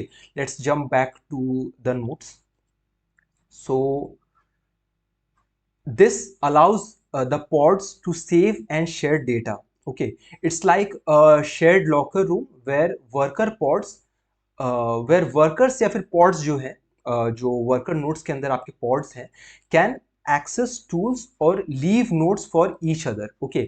अभी देखो, अभी आपको शायद ऐसा लग रहा होगा कि यार क्या ही नोट्स एक दूसरे के लिए छोड़ेंगे, या फिर क्या ही कम्युनिकेशन करेंगे जो शेयर डीबी में ये लोग स्टोर करते हैं। लेकिन देखो, as I discussed at the very beginning कि Kubernetes एक बहुत बड़ा, बहुत वास्ट टॉपिक है। अभी हम लोग ये दो पार्ट्स में, in this part and in the upcoming video, हम लोग उतना ही Kubernetes कवर करेंगे, a significant subset of Kubernetes जो हमें एक MLOps इंजीनियर के पर्सपेक्टिव से चाहिए, ओके। बट उसके बियॉन्ड अगर आप जाओगे तो ये सारी चीजें आपको मेक सेंस करेगी। But the idea is to have understanding around the concept और idea of this shared DB, okay. फिर अगला आता है kube manifest, which is basically just a YAML file, okay। So cube manifests are configuration files written in YAML that define what you want Kubernetes to do, okay।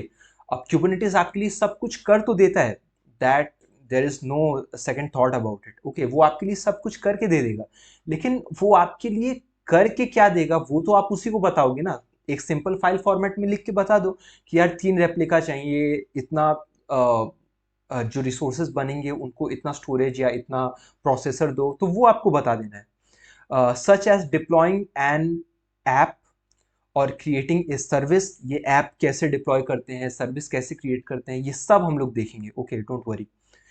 Think of it as the blueprint for building a house. Kubernetes reads it to know exactly what to construct. Okay, I think straightforward चीज था, not much. फिर आता है एक service का concept. अब इस service, bye the वे, ये जो सर्विस है ये अभी आप शायद उतना ना समझ पाओ, but I try to explain.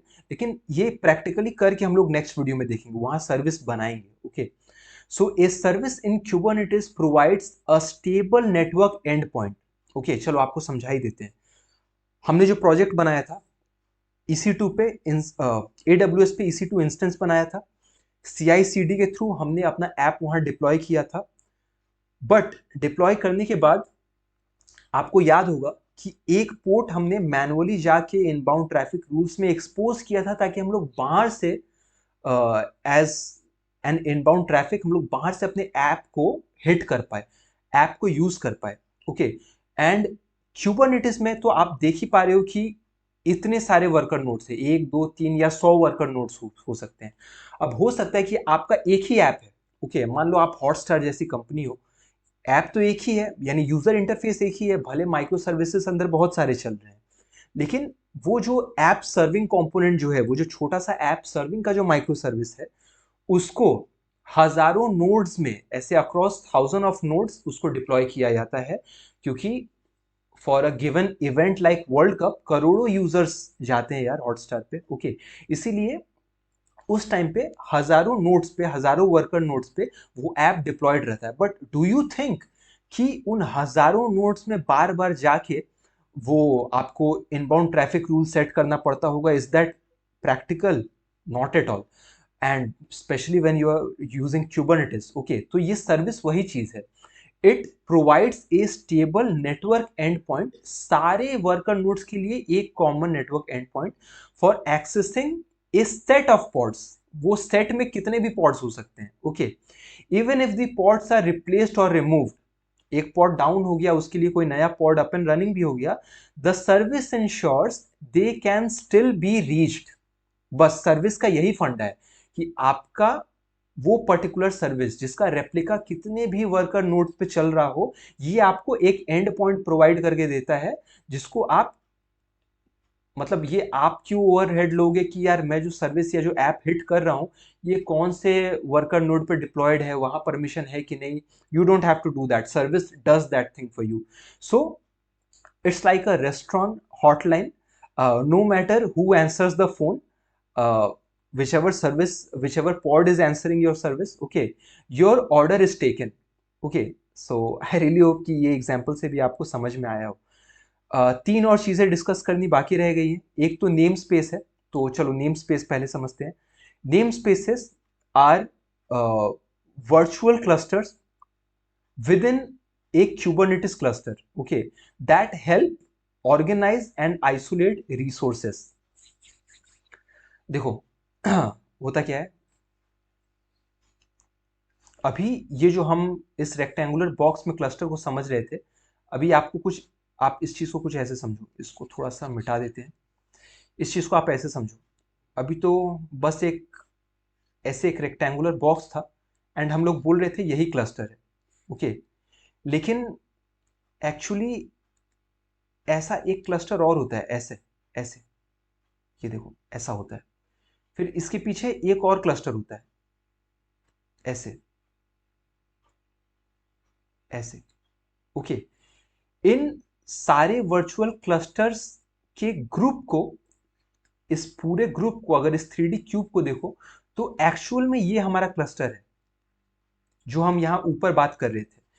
ठीक है, यानी एक क्लस्टर के अंदर, एक क्लस्टर के अंदर ऐसे 1 2 3 कितने भी नेम स्पेसेस हो सकते हैं। ओके, अब आप बोलोगे कि यार ये क्या घटिया सा कॉन्सेप्ट है, अच्छा खासा क्लस्टर समझ रहे थे, ये क्या आपने बीच में घुसा दिया, एंड ये है ही क्यों, ये एग्जिस्ट ही क्यों करता है। ओके, अभी आप देखो, ये ऐसा है, आप इसको समझ लो कि क्लस्टर जो है एक ऑफिस है, ठीक है, क्लस्टर जो है एक ऑफिस है, और एक ऑफिस में क्या आप नहीं चाहोगे कि आपके डेवलपर्स का एक एरिया हो, आपके एचआर का एक एरिया हो, आपके मार्केटिंग वालों का एक एरिया हो, चाहोगे ही। लेकिन आप बोलोगे कि यार but still how is that thing relevant to the idea of clusters and distributed computing. तो देखो, एक क्लस्टर है, इसको मान लो गूगल ओन करता है या गूगल इस पे ऑपरेट करता है। ओके, मान लो दिस इज ओन और operated by Google.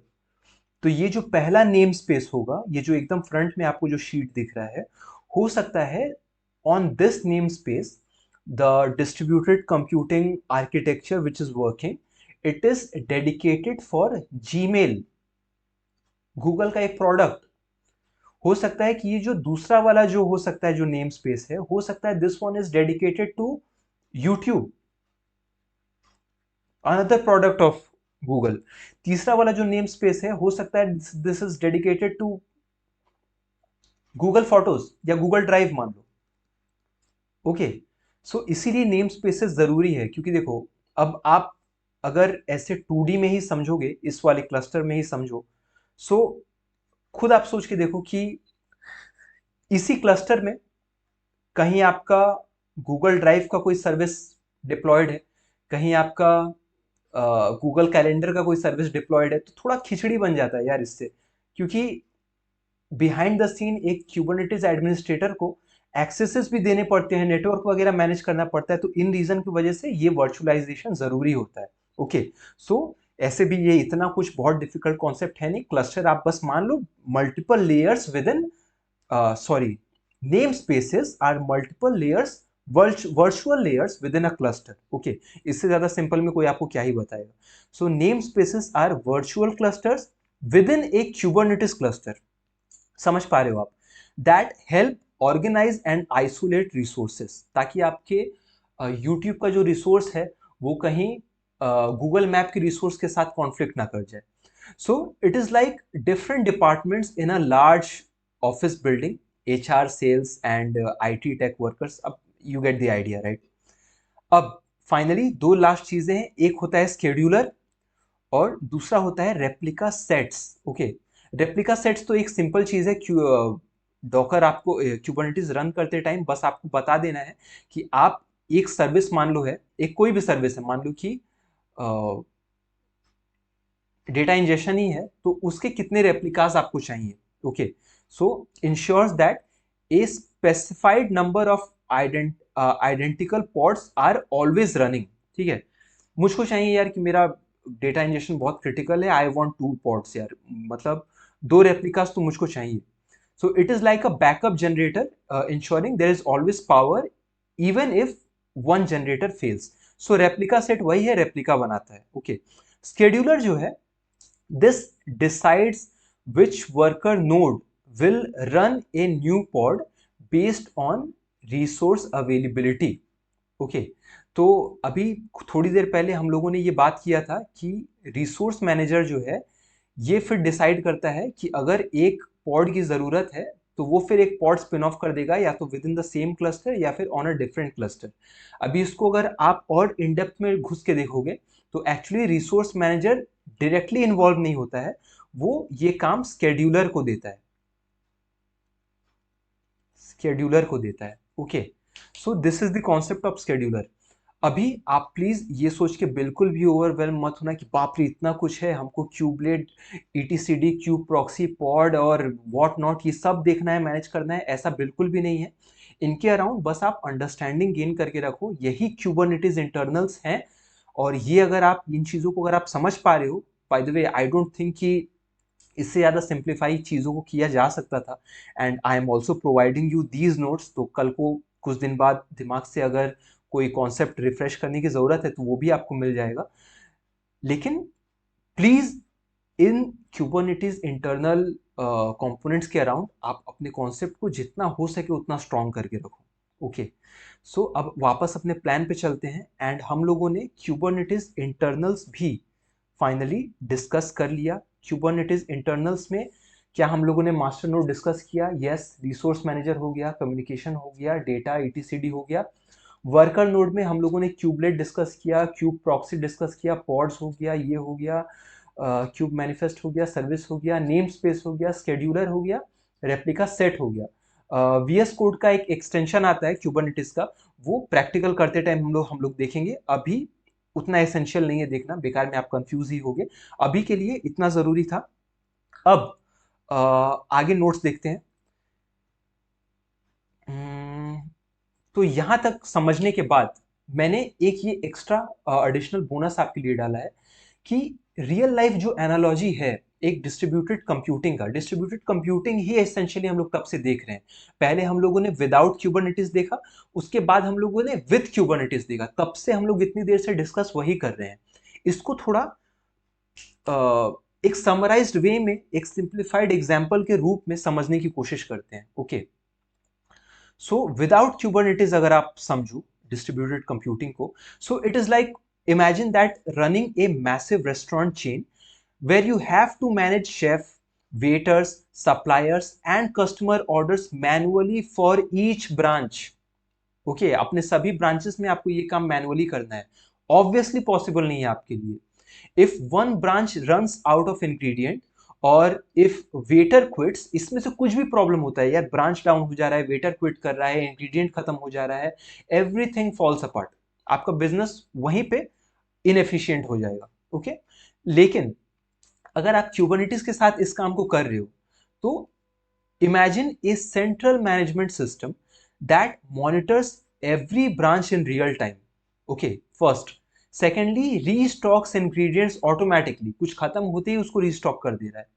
Heirs temporary staff when someone quits, amazing right, and redirects customers to least crowded branch, जहां पे भीड़ कम है, जहां उनको बेटर सर्विस मिल पाए, जहां पे लेटेंसी कम हो।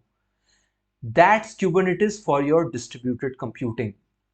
नाउ आई रियली होप कि आपसे कोई भी पूछे कि यार क्यूबरनेटिस क्या है, क्या सॉल्व करता है, तो आप उसको कुछ तो बता पाओगे एंड काफी कुछ समझ भी पाए होंगे, क्योंकि इतना मेहनत करके आई रियली एक्सपेक्ट एटलीस्ट कि आप उस लेवल तक जा सको। आई am really trying my level best कि जैसे भी हो सके आपको क्यूबरनेटिस का थ्योरी पार्ट एटलीस्ट इस वीडियो में अच्छे से क्लियर करके समझाया जा सके।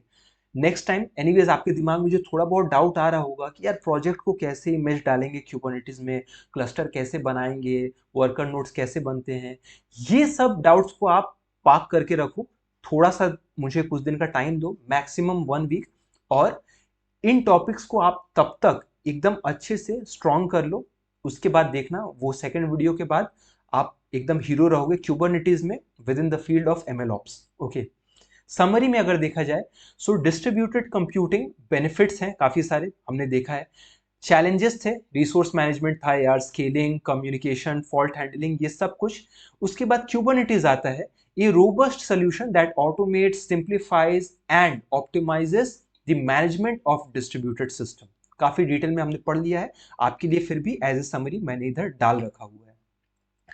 एक यहाँ पे एडिशनल मैंने पॉइंटर डाला हुआ है कि कनेक्टिंग माइक्रो सर्विसेज, जो हम लोग माइक्रो सर्विसेज जो हमने बात किया था, वो डॉकर एंड क्यूबरनेटिस से कैसे कनेक्ट होता है।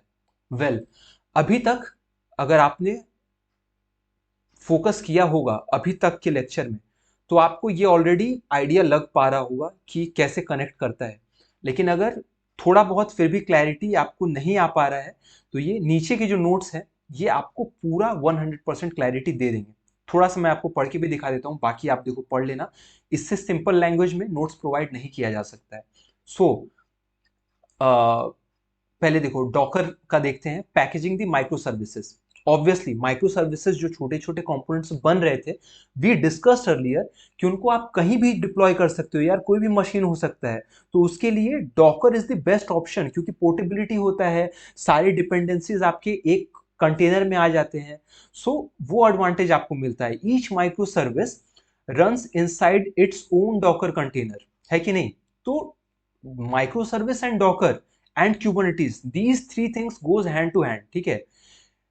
Think of Docker container as take out boxes for food stalls. तो अगर आप फूड स्टॉल का एग्जाम्पल लो, तो अगर आपको कुछ खाना दिया गया है तो उसमें काफी कुछ हो सकता है यार। डोसा हो सकता है, सांबर हो सकता है, चटनी हो सकता है। तो आप डिपेंडेंसीज है, लेकिन व्हाट इफ सब आपको एक कंटेनर में, बॉक्स में, एक टेक आउट बॉक्स में पैक करके दे दिया जाए।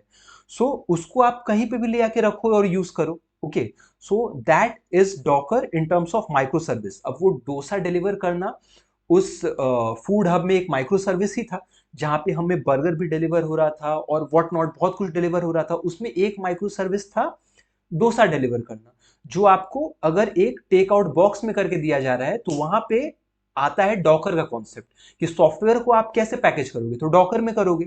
Okay, so every box contains all the ingredients etcetera. It's lightweight, portable and ensures services run the same way everywhere. Okay, तो डॉकर का आइडिया आई गेस आपको clear हुआ है, example वगैरह दिया है, देख लेना। Kubernetes, orchestrating the microservices, orchestration के लिए ही चाहिए होता है। So Kubernetes acts like the food court manager who ensures all stalls, okay, all the containers, मतलब हमारे केस में containers, food hub के example के context में stalls are operating efficiently, okay, scaling जरूरत है, Kubernetes कर देगा। नेटवर्किंग चाहिए सारे स्टॉल्स में आपस में, वो कर देगा। लोड बैलेंसिंग, कस्टमर के ऑर्डर्स को बैलेंस करना है, वो कर देगा, सब कुछ कर देगा। एंड लास्टली यहाँ पे advantages of micro services in machine learning, for machine learning in Docker and Kubernetes. मैंने बहुत ब्यूटीफुली लिखा है, बहुत शॉर्ट में लिखा है, आप एक बार पढ़ लो एंड लास्ट में आपके लिए एक समरी डाल रखा है। Okay, now obviously it is my responsibility to provide you this all these notes. Okay, so I will come here, repositories, I'll create a new repo and I'll name it as YouTube Kubernetes, क्या नाम दे यार इसको, YouTube Kubernetes theory. Okay, description contains entire fundamentals for distributed computing,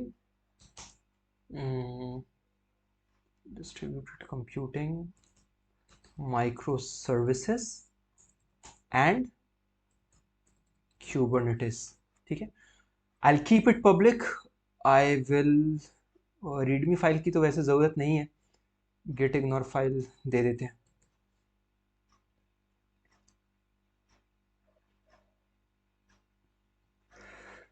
almost there, चलो let's create the repo and यार यहाँ पे drag and drop कर सकते हैं क्या?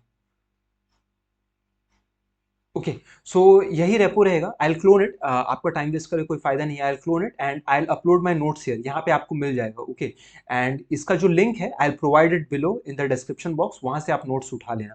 सो काफी मेहनत गया है इसको रिकॉर्ड करने में। प्लीज यार आपको अच्छा लगा तो नीचे एक लाइक ड्रॉप करो, एक कॉमेंट मेरे लिए जरूर छोड़ो, ताकि मुझको समझ में आए कि आपको कैसा लग रहा है मेरे समझाने का तरीका।